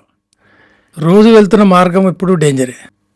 సడన్గా ఎక్కడన్నా ఆగి బజ్జీ తింటే ఎప్పుడూ డేంజర్ కాదు, ఎందుకంటే మనం అక్కడ బజ్జీ తింటామని ఎవరికి తెలియదు. సో మన కోసం ఏది వెయిటింగ్ లేదు అక్కడ, nobody is waiting, no poison buddy is waiting for us. So sometimes it is correct, but అనుకోని సందర్భంలో ఆ బజ్జీ ఎవరి కోసమో చేసినా, ఎవరో తినాల్సింది వీడి తిన్నా, లేదా చేసేటప్పుడు ఏదైనా పడింది బల్లి లేదనుకోండి, కర్మగాలి వీడి తిన్నాడు అనుకోండి, వేరే యాంగిల్లో పోతుంది. బట్ దీనిలో కొన్ని ప్రోటోకాల్స్, కూరగాయలు కొంటామండి, కూరగాయలు మనం నార్మల్ మనిషిలాగా కొనుక్కుంటే ఇబ్బంది లేదు. ఒక రెడ్ లైట్ పెట్టుకొని కారులో వెళ్ళి ఈ కూరగాయలు సీఎం గారి కోసం అంటే వాడు ఏం కూరగాయలు ఇస్తాడో, ఫర్ ఎగ్జాంపుల్ ఫలానా విఐపి అని, అదే మామూలుగా మనం మొండా మార్కెట్లో పోయి బేరం ఆడి ₹2 అటు ఇటు ఇస్తావని కొనుక్కుంటే అవి ఎప్పుడు సేఫే, సెక్యూరిటీ పాయింట్ ఆఫ్ వ్యూలో. ఓకే, ఇప్పుడు మీరు పక్కా చేసి మీరు అన్నట్లుగానే సింపుల్గా వెళ్ళి కొనుక్కొని వచ్చి చేస్తారు, కానీ అక్కడ వివిఐపికి ఇంకేదో తిని స్టమక్ ప్రాబ్లం వచ్చి ఫుడ్ పాయిజన్ అయింది అనుకోండి, అది వాంటెడ్లే కాదు, ఇంటర్నల్గా ప్రాబ్లం వచ్చి దానికి ఎవరు రెస్పాన్సిబిలిటీ అవుతారు? డాక్టర్స్ టీమ్ ఉంటుంది కదా, దే విల్ టేక్ కేర్. అచ్చా, ఎందుకంటే అది ఎస్ఓపీలు ఉంటాయి. ఈ శాంపుల్ డైలీ ఒకటి రిఫ్రిజిరేటర్లో పెడతారు, ల్యాబ్కి ఉంచుతారు, స్టోరేజ్ సిస్టమ్ ఉంటుంది, అదే ఎస్ఓపీలు అంటారు. చాలా ఎస్ఓపీలు ఉన్నాయి. అదే డెక్లో వద్దులేండి, చెప్పొద్దులేండి కానీ. సరే, అక్కడ మీకు పనిచేసింది ఏంటో ఫిలిప్పీన్స్ అంది మీకు బాగా memorable. Philippines and I went to Russia, South Korea, France, అసలు హాంకాంగ్, ఫిలిప్పీన్స్ 2 సార్లు వెళ్ళాను, 2 దీవులకి. ఈ రష్యా అవన్నీ వెళ్ళింది కూడా ప్రైమ్ మన్మోహన్ గారు అంటే ఆన్ బోర్డ్ టెక్నికల్ ఆఫీసర్కి వెళ్ళాను. ఇంకా తర్వాత నాకు డిఎస్పీ ప్రమోషన్ వచ్చింది, వాళ్ళు ఉంచేసుకున్నారు. సో ఆ క్యాటర్లో సేమ్ ఫ్లైట్లో I have to travel, I am incharge of the flight, Boeing 747 Air India. So దాంట్లో మీకు ఫోటో పెట్టేది కాక్పిట్లో, అది రష్యాలోది. సార్ ఫ్లైట్లో ఫుడ్ మరి ఎలా చేస్తారు మీరు? ఫ్లైట్లో ఫుడ్ కూడా టీము చెకింగ్ అయిన తర్వాత వాళ్ళు వండడం ఉంటుంది కదా, వాళ్ళు ఆల్రెడీ వండి తీసుకొస్తారు కదా, కొన్ని రెడీ టు ఉంటాయండి, రెడీ టు ఈట్, మరి అప్పుడు ఎలా? రెడీ టు ఈట్ ఏమి ఉండదు అక్కడ మనకు, ప్రతిది కూడా రష్యాలో కూడా సేమ్ కిచెన్. రష్యా కాదు, ఇప్పుడు విఐపికి వివిఐపికి ఇక్కడ ఉండినా కూడా ఇక్కడ కూడా సేమ్ ప్రోటోకాల్. కరెక్టే, ఆయన వెళ్తున్నప్పుడు ఆకలి వేసింది అనుకోండి, రెడీ టు ఈట్ ఏముంటాయి, నూడిల్స్ తీసుకున్నారు అనుకోండి, మరి అప్పుడు అది అట్లా ఉండదు. ఆయన డైటరీ ప్లాను, ఆయన మెను ముందే ఉంటుంది, దాని ప్రకారం వండుతారు, ఏదంటే అది లేదు, ఏది పడి తినడానికి లేదు, అంటే ఫ్రీడమ్ లేదు. ఇంకొక విధంగా చెప్పాలంటే నచ్చింది తిందామని కూడా లేదు, అంటే ఆయన ఏం నచ్చిందో ముందే చెప్తారు, అందులోంచే తినాలి. అచ్చా, కొత్తగా ఉండదు. ఓకే, డిఎస్పీకి ఎంతకాలం చేస్తారు అక్కడ? 3 years. ఓకే, ప్రమోషన్ వచ్చాక అక్కడ బాగా అక్కడ అంటే చాలా ప్రోటోకాల్స్ ఉంటాయండి. రష్యాలో ఒకటి ప్రోటోకాల్, ఆ టెంపరేచర్ ప్రకారం ఫ్యూయల్ ఉంటుంది, ఎయిర్ క్రాఫ్ట్ ఫ్యూయల్, దాని చెకింగ్ ప్యాటర్న్ ఉంటుంది ఎస్ఓపి. రష్యాలో -30, -20 degreesలో ఫ్యూయల్ డిఫరెంట్గా బిహేవ్ చేస్తుంది ఎయిర్ క్రాఫ్ట్లో వేసేది. సో ఇండియాలో ఉన్న ఫ్యూయల్ ఇక్కడ ఈ టెంపరేచర్కి వేరే ఉంటుంది. సో అక్కడ ఐస్ ఉంటుంది రన్వే మీద, దానికి సపరేట్ ప్రోటోకాల్స్ ఉంటాయి. మళ్ళీ ఫ్లైట్లో మొత్తం ఇంజన్లో ఐస్ వెళ్ళిపోయి గడగడిపోతుంది, ఇది తిరుగుతుంది ప్రొపెల్లర్ జెట్లో. మళ్ళీ డీఐసింగ్ అనే ప్రాసెస్ ఉంటుంది, సాల్ట్స్ స్ప్రే చేస్తారు, ఐస్ కరుగుతుంది, తర్వాత ఇంజన్ స్టార్ట్ కావడానికి 5 to 6 hours. సో దీని మీద కూడా మాకు ట్రైనింగ్ ఇస్తారన్నమాట. దాని లోపల హైడ్రాలిక్స్ ఎట్లా ఉంటాయి, ఇవానిక్స్ ఎట్లా ఉంటాయి, సిస్టమ్ ఎట్లా పనిచేస్తుంది, ఎంటర్టైన్మెంట్ సిస్టమ్ ఉంటుంది, మ్యూజిక్ సిస్టమ్స్, స్పేర్ పార్ట్స్, ఏది ఎక్కడ ఉంటుంది. అందులో మీకు ట్రైనింగ్ తీసుకున్నారు కదా, అంటే హైడ్రాలిక్ ఎలా పనిచేస్తుంది అవన్నీ కూడా. కొన్ని ఫ్లైట్లో డబుల్ ఇంజన్, సింగిల్ ఇంజిన్ ఆగిపోతే ఇంకో ఇంజిన్ మీద వెళ్ళడం అవన్నీ పైలట్‌తో పాటు మీరు నేర్చుకుంటారా? పైలట్ దానికి ఇంజనీరింగ్ స్టాఫ్ ఉంటారు కదా! డీజీఎం కానీ ఒక్కొక్కసారి 2 ఇంజిన్‌లకొచ్చే పెట్రోల్ పైపు ఆగిపోయిందనుకోండి. జస్ట్ లైక్ మన అహ్మదాబాద్‌లో జరిగింది. అటువంటి ఇష్యూలు అప్పుడు మీకు నేర్పుతారా ఏమైనా? లేదు ఒక పక్షి వచ్చి కొట్టిందనుకోండి. అప్పుడు గాని ఇటువంటివి అంటే ఏమైనా నేర్పుతారా మీకు? నార్మల్ ప్యాసింజర్ ఎయిర్ క్రాఫ్ట్ వేరే, ప్రెసిడెంట్ వైస్ ప్రెసిడెంట్ పిఎంది వేరే, ఆర్మీ ఉంటాయి. వాళ్ళ ప్యాటర్న్ వాళ్ళ డ్రిల్స్ వేరే. కానీ వీళ్ళు ఒప్పుకోరు కదండీ మీరు అందులో వేలు పెడితే ఎయిర్ ఫోర్స్ వాళ్ళు. ఇండియన్ ఎయిర్ ఫోర్స్తో కలిసి చేస్తాం పని. ఇప్పుడు ఎయిర్ ఫోర్స్ ఫ్లైట్ ఉంది, అందరూ కూడా I was there in that. అప్పట్లో ఇంట్రడ్యూస్ అయినప్పుడు బోయింగ్ బిజినెస్ జెట్ బీబీజే అంటారు ఇప్పుడు వచ్చేది. సో కొన్ని సెక్యూరిటీ ఉన్నాయి దాంట్లో అవన్నీ కూడా. ఓకే. ఢిల్లీ తర్వాత ఎక్కడికొచ్చారు మళ్ళీ మీరు? మళ్ళీ ఆంధ్రప్రదేశ్‌కి ఢిల్లీ వచ్చారా? నుంచి ఇక్కడికి వచ్చాను. I was best technical officer అవుతా. ప్రైమ్ మినిస్టర్తో ట్రోఫీ కూడా తీసుకున్నా అక్కడ. ఎక్కడ? టెస్ట్ పాస్ అయ్యి ఢిల్లీలో. ఆహా! ఫ్రాన్స్ వెళ్ళాము. సౌత్ కొరియాలో మంచి అక్కడ కూడా మంచి డ్రిల్స్ ఉన్నాయి. వాళ్ళకు కొన్ని మంచి పనికొచ్చే ఉన్నాయి ఎయిర్పోర్ట్లో. హుహు. గత 20 సంవత్సరాల నుంచి చేస్తున్న ఎయిర్పోర్ట్ మేనేజర్ కూడా రోజు అదే విధంగా చెక్ఇన్ చేసుకుంటూ వెళ్తాడు అదే ఎయిర్పోర్ట్. హుహు. సో అంత సిన్సియర్ సౌత్ కొరియాలో కూడా. అంటే సీనియర్ అయినా ఆ రూల్ అతన్ని చేయాల్సిందే. అందరూ గుర్తుపడతారు, కానీ చెకింగ్ ప్యాటర్న్ సేమ్. హుహు. మన దగ్గర అలా ఉండదు కదా. పాతోడు అనగా అన్నా నమస్తే లేదు, సేమ్ రాగానే ఆ కోట్ ఇప్పుతాడు, ఎక్స్రేలు వేస్తాడు, బూట్లు ఇప్పుతాడు, నిలబడతాడు, ఐడి కార్డు చూపిస్తాడు. రోజు చూపించే కార్డే. ఆ! రోజు ఐడి కార్డుని కంప్యూటర్లో సిస్టంలో టాలీ చేసుకొని ముద్ర కొడతాడు. అంటే సెక్యూరిటీకి ఎంత సిన్సియర్గా పనిచేస్తారనేది విదేశాల్లో నేర్చుకోవాలి మనం. యాక్చువల్ చెప్పాలంటే వాళ్ళ దగ్గర రెస్పెక్ట్ సెక్యూరిటీ, ఈగో ప్రాబ్లమ్స్ ఉండవు. కానీ మన దగ్గర చెయ్యరు కదండి కొంతమంది. అందరు నేను ఎవరో తెలుసా, నేనెవరో తెలుసా? నన్ను ఆపుతావా, నీ సంగతి చూస్తా, నన్ను ఆపుతావా? నీ సంగతి చూస్తా. నన్ను చాలా మంది బెదిరించారు, ఇక్కడ కూడా బెదిరించారు నేను ఉన్నప్పుడు. పర్వాలేదండి అనేవాడిని. సరే చూసినప్పుడు చూద్దాం. ట్రైనింగ్ లో ఉంది కదా, ఎవరైనా నవ్వుతూ నమస్తే పెట్టమని. లాస్ట్కి నమస్కారం పెట్టి థ్యాంక్స్ ఫర్ యువర్ కోఆపరేషన్ అనేవాడిని నేను. ఆ మాట షేమ్ కదండి. అంటే ఇక ఆ విధంగా పేషెంట్స్ ఉండాలి సెక్యూరిటీలో. మనం కొట్లాడలేము అందరితో. మీడియా కూడా ఉంటారు, మీడియాతో కూడా కొట్లాడము చాలా పొలైట్గా మాట్లాడతాం మీడియాతో కూడా. సార్ ఢిల్లీ తర్వాత మళ్ళీ ఏపీకి వచ్చారా? ఢిల్లీ నుంచి నేను వచ్చేసాను. యాక్చువల్లీ ఉండమన్నారు వాళ్ళు. సో నేను టాపర్ని అక్కడ నా ఫీల్డ్లో, ఎస్పీజీలో కూడా. సో ఇంకొక 5 years ఉందు కానీ ఎవరు లేరు ఇక్కడ మంచిగా. అంటే సార్ ఫాదర్ హార్ట్ ప్రాబ్లమ్స్ ఉన్నాయి, నేను వెళ్తాను, ఎవరు లేరు ఇక్కడ. మా బ్రదర్ అమెరికాలో ఉంటాడు, ఇద్దరం బ్రదర్స్ అని ఇక వచ్చేసాను. రాగానే అప్పుడు అరవిందరావు గారు డీజీగా ఉన్నారు ఇక్కడ. నేను రిపోర్ట్ చేసి నేను ఇంకా బెటాలియన్ వెళ్ళిపోతాను సార్ అంటే, నోను నిన్ను మళ్ళా సెక్యూరిటీకి అడిగారు, you are posted to intelligence security ISW. ISW. లేదు సార్, ఇన్ని సంవత్సరాలు ఉన్నా కదా బయట, చాలు ఇంకా అంటే. నో నీ అక్కడ ఎక్స్పీరియన్స్ ఇక్కడ పనికిరావాలి కదా, అట్లా వెళ్ళిపోతాను మళ్ళీ. సో ఇంకా మళ్ళా ఇక్కడ రాగానే అప్పుడు జైపూర్లో ఆల్ ఇండియా పోలీస్ కాంపిటీషన్స్ అవుతున్నాయి.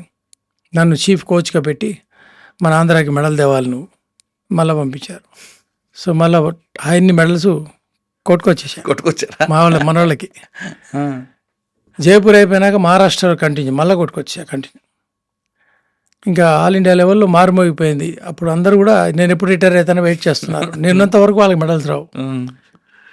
సో మొన్న లాస్ట్ 3 years వరకు, మొన్న కూడా లాస్ట్ ఇయర్ కూడా ఫస్ట్ స్టార్ట్ అయింది Lucknow, Ranchi, Nagpur, continue Telangana sweep all India. Indoor games అది ఈ ఎక్స్ప్లోజివ్స్ అండ్ ఫోరెన్సిక్ సైన్స్ వాటిలో అన్నింటిలో మనమే కొట్టాం. నా సబ్జెక్ట్ బాంబులు, నా దాంట్లో హైయెస్ట్ మెడల్స్ కొట్టేసాం. Trophy, winner trophy, continue 3 years hat trick ఇప్పుడు తెలంగాణ. సో అందుకని ఆంధ్ర వాళ్ళు అడుగుతుంటారు సార్ మాకు కూడా చెప్పండి, మీరు మనం పాత వాళ్ళం కదా అని. తర్వాత ఏ బెటాలియన్కి వచ్చారు? ఇక్కడికి వచ్చి ఇంటెలిజెన్స్కి వచ్చాను. ఆక్టోపస్కి వెళ్ళాను అడిషనల్ ఎస్పీగా, కౌంటర్ టెర్రరిజం. అక్కడ స్టాండర్డ్ ఆపరేటింగ్ ప్రొసీజర్ SOP తయారు చేయడానికి నేను కొంత పాత్ర వహించాము, ముఖ్య పాత్ర. దానిలో ట్రైనింగ్స్ కొంత ఇంప్రూవ్ చేసాము, ఎక్విప్మెంట్స్, ప్రొక్యూర్మెంటు, దాని మాక్ డ్రిల్స్ అని ఉంటాయి వాళ్ళవి. ఒరిజినల్గా అయితే డ్రిల్స్ ఇప్పటిదాకా అవకాశం రాలేదు. సో ఎలా ప్యాటర్న్ డిజైనింగ్ రియలిస్టిక్ దగ్గరగా నేను చేసేవాడిని.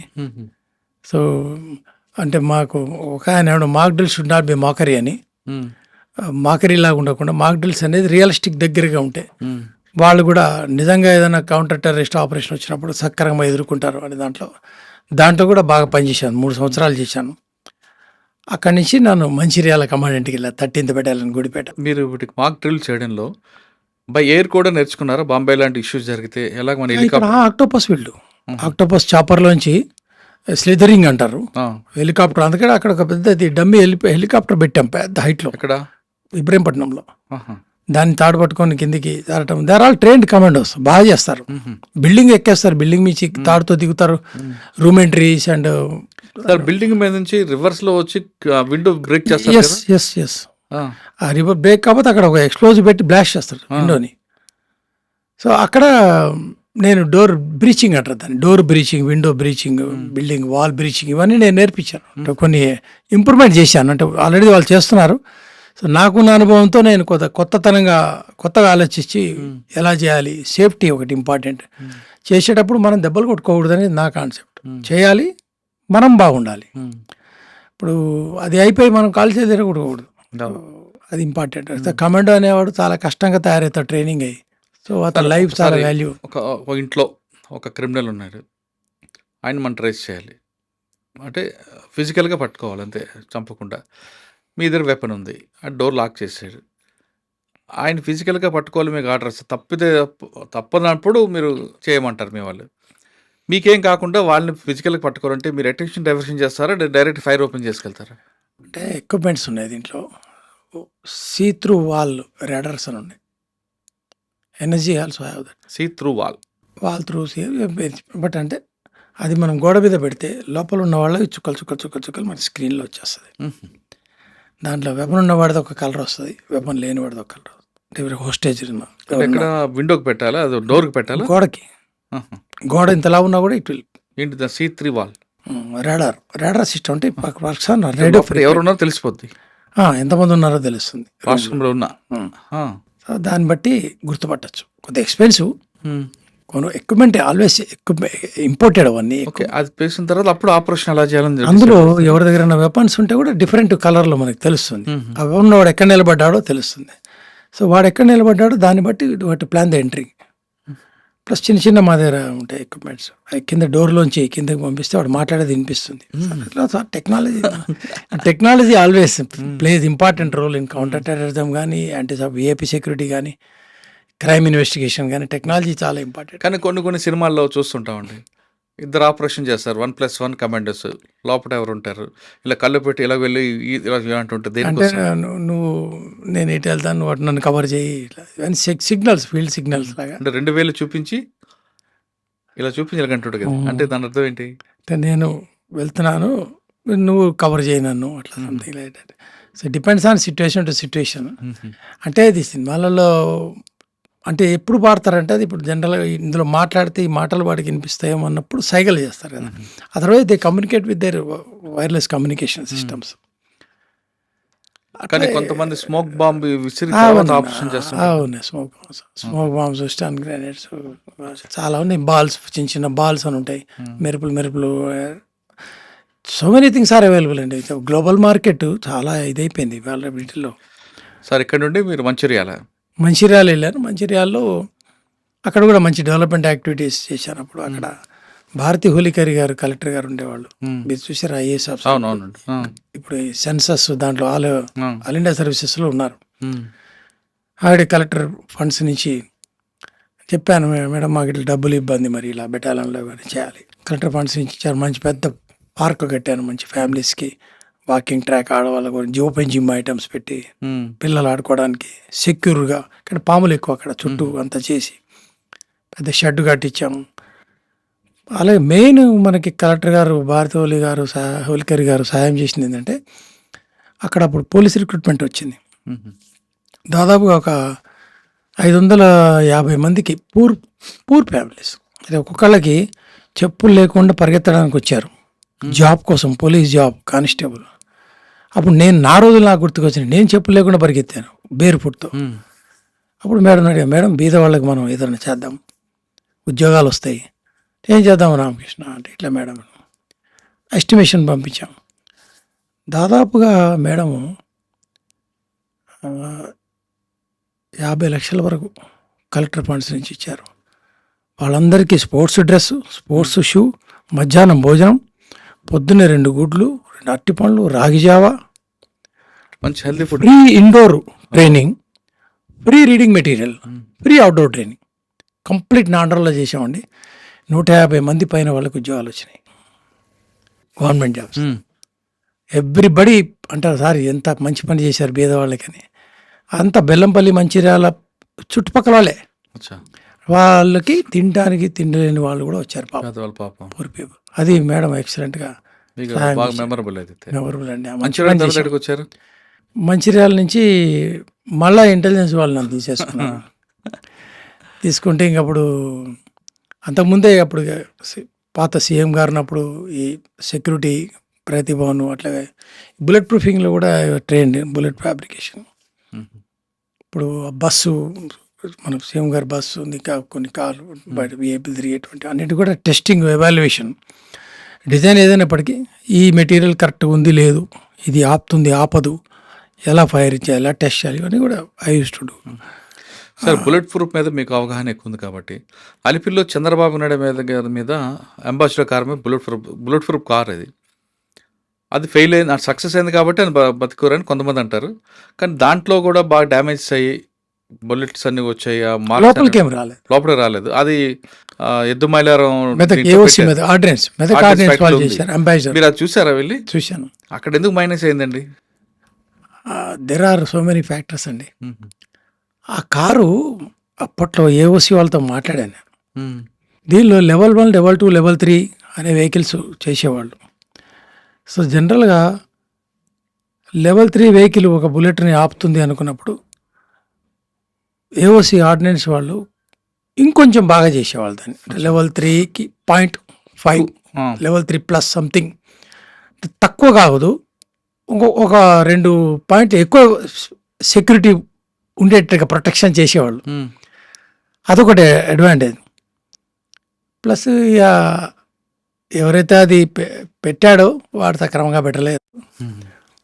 అంటే వాడు భూమిలో కొంత మార్పులు జరిగి ఉండొచ్చు ఆ టైంలో. చాలా కాలం అయింది పెట్టి, వేళ్ళు వచ్చేసినాయి, గడ్డి పెరిగింది. సో చాలా కాలం అయింది అవి పెట్టి, కొన్ని పెరగలేదు. ప్లస్ అంబాసిడర్ కారుకి ఏమి తగలాలో ఆల్రెడీ తగిలినాయి, మిగతావి పేలలేదు. సో అవి పేలినా దీనికి ఏం పెట్టలేదు నాకు తెలిసి. సో స్వతహాగా అంబాసిడర్ చాలా గట్టి బాడీ, ఇవాళ రేపు కార్లా కాదు. అవును. సో ఒకటే బుల్లెట్ ప్రూఫింగ్ అంటే చాలామందికి తెలియంది ఏంటంటే బుల్లెట్ సినిమాలలాగా తగిలేలా వెళ్ళిపోవడం అలా అనుకుంటారు. ఇప్పుడు సినిమాల్లో రజనీకాంత్ ఒక బుల్లెట్ని బ్లేడ్తో వేస్తే 2 ముక్కలు అయిందని చూస్తారు మీరు యాడ్లో. అలా ఉండదు. అద్దం ఎప్పుడు పగులుతుంది, బుల్లెట్ లోపలికి రాదు. బుల్లెట్ లోపల బుల్లెట్ అనేది trapped, it will be trapped in to the glass కానీ బాడీ కానీ. అది ఇంపార్టెంట్. అద్దం పగలకుండా ఉండదు, అద్దంకి ఉన్న స్వభావం పగలటం. రాయితో కొట్టినా పగులుతుంది కానీ బుల్లెట్ పోదు. ఈవెన్ బుల్లెట్ ప్రూఫ్ గ్లాస్ అనకూడదు, బుల్లెట్ రెసిస్టెంట్ గ్లాస్, ఇది కరెక్ట్ పదజాలం. ఎందుకంటే ఒక 9mm బుల్లెట్ కోసం చేసినటువంటి గ్లాసు ఏకేని ఆపదు, ఏకే కోసం చేసిన గ్లాసు ఎస్ఎల్ఆర్ ఆపదు. సో ఎస్ఎల్ఆర్ కోసం చేసింది అది ఫిరంగిని ఆపదు. So its gone increasing. కానీ 303 బుల్లెట్ చాలా పవర్ఫుల్ కదా సార్, అన్నిటికన్నా 303 ఆపుతాయా? దీనిలో చాలా రకాలు వచ్చినాయి. ఆర్మర్ పీర్సింగ్ అని వచ్చింది ఇప్పుడు, Swiss made American bullets. So అవి ఏంటంటే ఈ జాకెట్ లోపలికి కూడా వెళ్ళిపోయి సపరేట్ మెటీరియల్ ఉంటుంది దాన్ని, బీపీ జాకెట్ దాటి వెళ్తుంది, దాటి వెళ్ళిపోతాయి. అవి కొన్ని గ్లాసులు కూడా దాటి వెళ్ళిపోతాయి. సో దానికి వేరే ప్రొటెక్షన్ లెవెల్ ఉంటుంది. సో ప్రొటెక్షన్ లెవెల్లో level 2, level 3, level 3A, level 3+, level 4, level 5. So level 5 protection ఈ టాప్ ప్రొటెక్షన్. ఓకే. ఇప్పుడున్న బీపీ కార్లు అప్పుడున్న అంబాసిడర్ కంపేర్ చేసుకుంటే లెవెల్ 1లో ఉందా, లెవెల్ 3లో ఉందా? ఇప్పుడున్న మంచివే. కానీ ఆ బాడీ స్ట్రాంగ్ కదా సార్ అంబాసిడర్. బట్ ఇప్పుడు అన్ని స్కార్పియోలు, టాటా సుమోలు కదండి. అంటే ఇవన్నీ మళ్ళీ దీన్ని పైకట్లా కనిపిస్తాయి కానీ ఆల్ మాడిఫికేషన్ ఇంటర్నల్. మామూలు కార్కి బీపీ కార్కి పికప్ డిఫరెన్స్ ఉంటుందండి, అన్నీ మార్చేస్తారు ఇంజన్ దగ్గర నుంచి. అచ్చా. ఎవ్రీథింగ్ విల్ బి చేంజ్డ్, స్ప్రింగులు, డోర్లు, హింజెస్. అంటే పికప్ కానీ ఇంజన్ మార్చేస్తాం, అంటే వేరే ఇంజన్. దానికన్నా వెంటనే అందుకుంటుందా, కొంచెం లేట్ అవుద్దా? ఇది సేమ్ అందుకుంటుంది, సేమ్. అంటే పాత ఇంజనే మారిపోతుంది, కెపాసిటీ పెరిగిపోతాయి అన్నిటికీ. So internal lot of changes will be done ఫ్యాబ్రికేషన్లో. బయట చూడటానికి మాత్రం సేమ్ అలాగే ఉంటుంది. కానీ కొంతమంది ఏ మాత్రం తెట్టలేని వ్యక్తులు కూడా బీపీ కార్ కావాలని ఎందుకు అడుగుతుంటారండి? అంటే అది హోదానా? అంటే థ్రెట్ని గుర్తించే పని మాది కాదు, దానికి వేరే డిపార్ట్మెంట్స్ ఉంటే వాళ్ళు చెప్తారు ఎవరికి ఇవ్వాలి ఎవరికి ఇవ్వకూడదు. నేను అంటుంది అది, కానీ ఎక్కువ ఎందుకు కోరుకున్నా అంటే హోదా కోసం. హోదా అని కాదు అని చెప్పలేము. కొంతమంది ప్రైవేట్ వ్యక్తులు కూడా చేయించుకుంటారు గవర్నమెంట్ పర్మిషన్ తీసుకొని, లైక్ బిజినెస్ పీపుల్, అంబానీ కానీ ఇట్లా గొప్ప పెద్ద పెద్ద వాళ్ళు కూడా. సార్ బీపీ కాల్ టాపిక్ వచ్చింది కాబట్టి వివిఐపీస్కి బీపీ జాకెట్లు ఉంటాయి. ఆ జాకెట్లు కంపల్సరీగా వాడుకోవాలా? బిఆర్ జాకెట్ అనాలి. Nothing is bullet proof, bullet resistant మాత్రమే. అదే సో వాళ్ళు సార్ మస్ట్ వాడాలా జాకెట్స్? అంటే వాడితే మంచిది. అంటే డిపెండ్ ఆన్ ద సెక్యూరిటీ థ్రెట్ని బట్టి. ఇప్పుడు మామూలు లెవెల్ 2 అంటే వేసుకోగలుగుతారు, మెత్తగా ఉంటుంది. ఇప్పుడు పెద్ద దాని అంటే అది వాళ్ళ బరువు ఉంటుంది. బరువు ప్లేట్లు అవన్నీ పెట్టుకొని వేసుకోలేరు, ఇబ్బంది, మొబిలిటీ దెబ్బతింటుంది వంగడానికి లేవడానికి. కానీ ఆఫీసర్ వేసుకోవాలండి, మీరు ఫీల్డ్లోకి వెళ్ళి ఆఫీసర్ వేసుకోవచ్చు. అంటే డిపెండ్స్ ఆన్ గ్రేహండ్స్ వాళ్ళు ఆపరేషన్ బట్టి. ఆపరేషన్ ఇప్పుడు ఏ పరిస్థితికి ఎప్పుడు ఎందుకు వెళ్తున్నారో దాన్ని బట్టి వేసుకుంటారు, రోజు వేసుకోరు కదా, అవసరాన్ని బట్టి వేసుకుంటారు. మంచిర్యాల తర్వాత ఎక్కడికి వచ్చారు సార్? మంచిర్యాల నుంచి ఇంటెలిజెన్స్కే, మళ్ళా ఇంటెలిజెన్స్ నుంచి కొండాపూర్. లాస్ట్ ఇయర్ మీరు ఫస్ట్ ఉన్న కొండాపూర్కి ఇప్పుడున్న కొండాపూర్కి ఏం మార్పు వచ్చిందండి? కొండాపూర్లో నా టెన్యూర్ 1 సంవత్సరం 4 నెలలు. లాస్ట్ ఇయర్ వచ్చాను మార్చిలో. వచ్చినప్పుడు అక్కడ స్టేజ్ సరిగా లేదు, సెల్యూటింగ్ది. ఒక కోట గోడ ఉంటుంది, పోర్ట్ వాల్, మీరు ఇప్పుడు వచ్చి చూడండి, తెలుసు. అది లేదు. వాళ్ళకి వాటర్ ప్రాబ్లం ఉంది. ఒక అమెరికన్ కౌన్సిలేట్లో ఒక అకామిడేషన్ లేదు వాళ్ళకి, మాదే సెక్యూరిటీ అమెరికన్ కౌన్సిలేట్ అనక్రమ్ కూడా, గార్డ్స్ అని కూడా. ఏదో టెంట్లలో ఉంటూ చాలా దీనమైన పరిస్థితుల్లో ఉన్నారు. అదే ఇంతకాలం ఎవరు కూడా, అంటే ఎంతమంది ట్రై చేసినా అది అవ్వలేదు. అలాగే ఇంకోటి, ఈ ఒక గెస్ట్ హౌస్ ఒకటి ఇవాళ ఇనాగ్రేషన్ అయింది. స్టేట్ డిజాస్టర్ రెస్పాన్స్ ఫోర్స్ అని ఫామ్ చేశారు మనకి, తెలంగాణ స్పెషల్ పోలీస్తో. వాళ్ళకి ఒక అకామిడేషన్, సో వాళ్ళని కొద్దిగా చేయడము ఒకటి. ఇంకా దాదాపు 26 డెవలప్మెంట్ యాక్టివిటీస్ నేను చేసింది ఈ పీరియడ్లో. గార్డ్ రూమ్ లేదు పైన, గార్డ్ రూమ్ అని. అండ్ స్టాఫ్కి ఒకటి, ఈ డ్యూటీలో తాగడానికి ఒక కాఫీ మిషను, ఎక్కడ బయటకు వెళ్ళిపోవడం అనేది టైం సేవ్ కావాలని. సో డిఫరెంట్గా కొంత మేజర్ అనేది ఈ సెల్యూటింగ్ డాయిస్ కట్టించాం, ఫోటోవాల్ కట్టించాం. అమెరికన్ కౌన్సిల్లో మనకి మేఘా కృష్ణారెడ్డి గారు ఫండ్స్ ఇచ్చారు, మెగా ఇంజనీరింగ్. పాపం కృష్ణారెడ్డి గారిని అడగంగానే ఎంత అవుతుంది అన్నారు. ఒక 30 lakhs వరకు అవుతుంది సార్. అంతేనా అన్నాడు, ఇచ్చేశారు. చాలా సహృదయంతో ఇచ్చారు. దాని తర్వాత 35 వరకు బడ్జెట్ వెళ్ళింది, ఆయన కూడా ఇచ్చారు. ఇప్పుడు అది ఎయిర్ కండిషన్డ్ అకామిడేషన్ కట్టాం. పోలీసులకు ఎయిర్ కండిషన్డ్ అకామిడేషన్ ఎవరు కట్టరు. సో వారేమన్నారంటే మా ఇమేజ్కి తగ్గట్టు కట్టాలి, ఏదో చిన్నగా ఏదో రేకుల షెడ్ వేసి పోలీసు వాళ్ళు నో. ఇమ్మీడియట్గా ఏసీలు పెట్టించాం, టాయిలెట్స్, ఫాల్ సీలింగ్, ఎల్ఈడీలు, కూలర్ పాయింట్స్, బాత్రూంలో వేడి నీళ్ళకి గీజర్లు, ఎవ్రీథింగ్ టిప్ టాప్గా చేశారు. 40 మంది ప్రశాంతంగా డ్యూటీలు చేసుకోవచ్చు అక్కడ. అది కూడా ఇనాగ్రేషన్ లాస్ట్ మంత్ అయింది. యుఎస్ కౌన్సిలేట్ జనరల్ వాళ్ళు కూడా బాగా అప్రిషియేట్ చేశారు, మా ఏడీజీ గారు కూడా. ఈ ఫోటో వాళ్ళు కూడా అయిపోయి అన్ని ఇనాగ్రేషన్ అయిపోయాయి. నేను చేసిన కార్యక్రమాలు ఇప్పుడు బెటాలియన్ మొత్తం మారిపోయింది దిశ. లోకల్ ఎమ్మెల్యే గారు ఫండ్స్ ఇచ్చారు. 400 మీటర్లు సిమెంట్ రోడ్ వేసాం లోపలికి, బురద కాకుండా, గేట్ దగ్గర నుంచి. బస్సు వస్తుంది లోపల వరకు, బస్సు లోపల దాకా వస్తుంది. గేట్ బయట ఆపేవారు అప్పుడు. ఇప్పుడు లోపల దాకా వాళ్ళకి సపరేట్ బస్సు బే ఉంది, ఉండడానికి ఉంది. అలాగే మా పెట్రోల్ పంప్ ఉంది పోలీస్ది, మీరు చూశారు కదా. పెట్రోల్ పంపులో మాకు దాదాపు నెలకి 55 వేల కరెంటు బిల్లు వస్తుంది. సో నేను బికాజ్ ఆఫ్ మా టెక్నికల్ బ్యాక్గ్రౌండ్ దాన్ని క్యాల్కులేట్ చేసి పిలిపించి సోలార్ పవర్ ప్లాంట్ పెట్టాము. ఇప్పుడు మాకు 18,000 బిల్లు వస్తుంది. 55,000 బిల్లు 18,000 వస్తుంది. మేము మొత్తం సోలార్ పవర్నే పెట్రోల్ బంక్కి వాడుతున్నాం. సో దాన్ని మొన్న కూడా డీజీ గారు వచ్చారు. మన డీజీ గారు వచ్చినప్పుడు బాగున్నాయి లోపల. క్వార్టర్స్ పాతగానే కొన్ని కొత్త కట్టారు ఇప్పుడు. అవి కొన్ని కంప్లీట్ గెస్ట్ హౌస్ ఉంటుంది, పక్కన క్వార్టర్స్ ఉంటాయి. ఇప్పుడు ఆ గెస్ట్ హౌస్ కొత్త చేసాం. చేశారా? ఓకే. ఇంకో కొత్త గెస్ట్ హౌస్ కూడా అవుతుంది. మంచి చెట్లు ఉంటాయి లోపల. చెట్లన్నీ అప్పుడు మేము 40 ఏళ్ల క్రితం పెట్టిన చెట్లే అవి. వృక్షాలు అయ్యాయి ఇప్పుడు, పెద్ద పెద్దగా అయినాయి. అనుకోలేదు ఆ మామిడి పళ్ళు కూడా తింటాను నేను. ఇప్పుడు మంచిగా అయింది, అంటే డెవలప్మెంట్ వైజ్ బాగా జరిగింది. So I'm satisfied totally. ఎందుకంటే నా కాంట్రిబ్యూషన్ ఏదైతే కొండాపూర్ అనుకున్నానో అన్ని కార్యక్రమాలు చేశాను. సో సక్సెస్ఫుల్గా ఇక రేపు రిటైర్ అవుతున్నాను. పెద్ద జర్నీ ఇది, చాలా విషయాలు ఉన్నాయి. ఇంకా కొన్ని కాన్ఫిడెన్షియల్ ఉంటాయి, కొన్ని అవును. డిపార్ట్మెంట్ పరంగా సెన్సిటివ్ ఉంటాయి. సార్ రిటైర్ అయ్యాక ఏం చేస్తారు మీరు? రిటైర్ అయ్యాక అదే ఏదైనా చిన్న పొలం ఏదైనా తీసుకొని పొలం పని చేసుకుందాం అనుకుంటా. అగ్రికల్చర్ చిన్నప్పుడు కూడా నేను ఉద్యోగంలో రాకముందు కూడా పాలు పోసేవాడిని. మా ఇంటికి పాలు తీసుకెళ్ళేవాడిని. అప్పుడున్న పరిస్థితుల్లో ఆవు పాలు తీసి ఇంటింటికి పోయి పాలు ఇచ్చేవాడిని. తర్వాత ఇంట్లో రకరకాల పరిస్థితుల్లో ఉద్యోగంలోకి వచ్చాను. నాకు 3 ఏళ్ళప్పుడే మా మదర్ చనిపోయింది. అయ్యో. సో మళ్ళీ ఫాదర్ పెళ్లి చేసుకోవడం. సో దాని తర్వాత నేను ఇక ఫైటింగ్ స్పిరిట్ స్టార్ట్ అయింది. ఇక ఏం సార్ మీకు మంచి కెరీర్ సూపర్ నడిపారు కదా, అంతకన్నా కావాల్సిందే ఉంది. ఇక అదే స్ట్రగుల్ అంటే మనము స్ట్రగుల్లోంచే వచ్చింది ఫ్యూచరు. ఆ స్ట్రగుల్ నుంచి వస్తే ఆ టేస్ట్ వేరే ఉంటుంది. టేస్ట్ వేరే ఉంది. 525 రూపాయలు పారాషూట్ మీద దిగితే టేస్ట్ ఉండదు, ఏముండదండి. ఫైట్ చేసి వస్తారు కదా, టేస్ట్ వేరే ఉంటుంది. అప్పుడు 525 రూపీసే మా జీతం, బేసిక్ పే. అచ్చా. చేరినప్పుడు 525 రూపాయలు. ఉమ్. అప్పుడు ఎవరు వచ్చేవాళ్ళుగా, ఈ ఉద్యోగం ఎవరు చేస్తారు? ఆ. సార్ ఫైనల్గా చెప్పండి, సాధారణంగా పోలీస్ ఆఫీసర్ అవ్వాలనుకుంటే మనం ఇందాక మాట్లాడుకున్న లా అండ్ ఆర్డరే అవ్వాలి, అందులో ఇమేజ్ ఉంటుంది, పబ్లిక్తో ర్యాప్ ఉంటుంది, ఇంక వేరే వేరే వస్తాయని ఆలోచిస్తారు. కానీ స్పెషల్ పోలీసులోకి రావడానికి చాలా తక్కువ మంది చూపిస్తారు. కానీ మీలాంటి వాళ్ళ స్టోరీ విని రావాలనుకున్న వాళ్ళకి, పోలీస్ అవ్వాలనుకున్న వాళ్ళకి లా అండ్ ఆర్డర్కి వెళ్ళమంటారా, స్పెషల్ పోలీస్కి వెళ్ళమంటారా, ఆర్మీకి వెళ్ళమంటారా?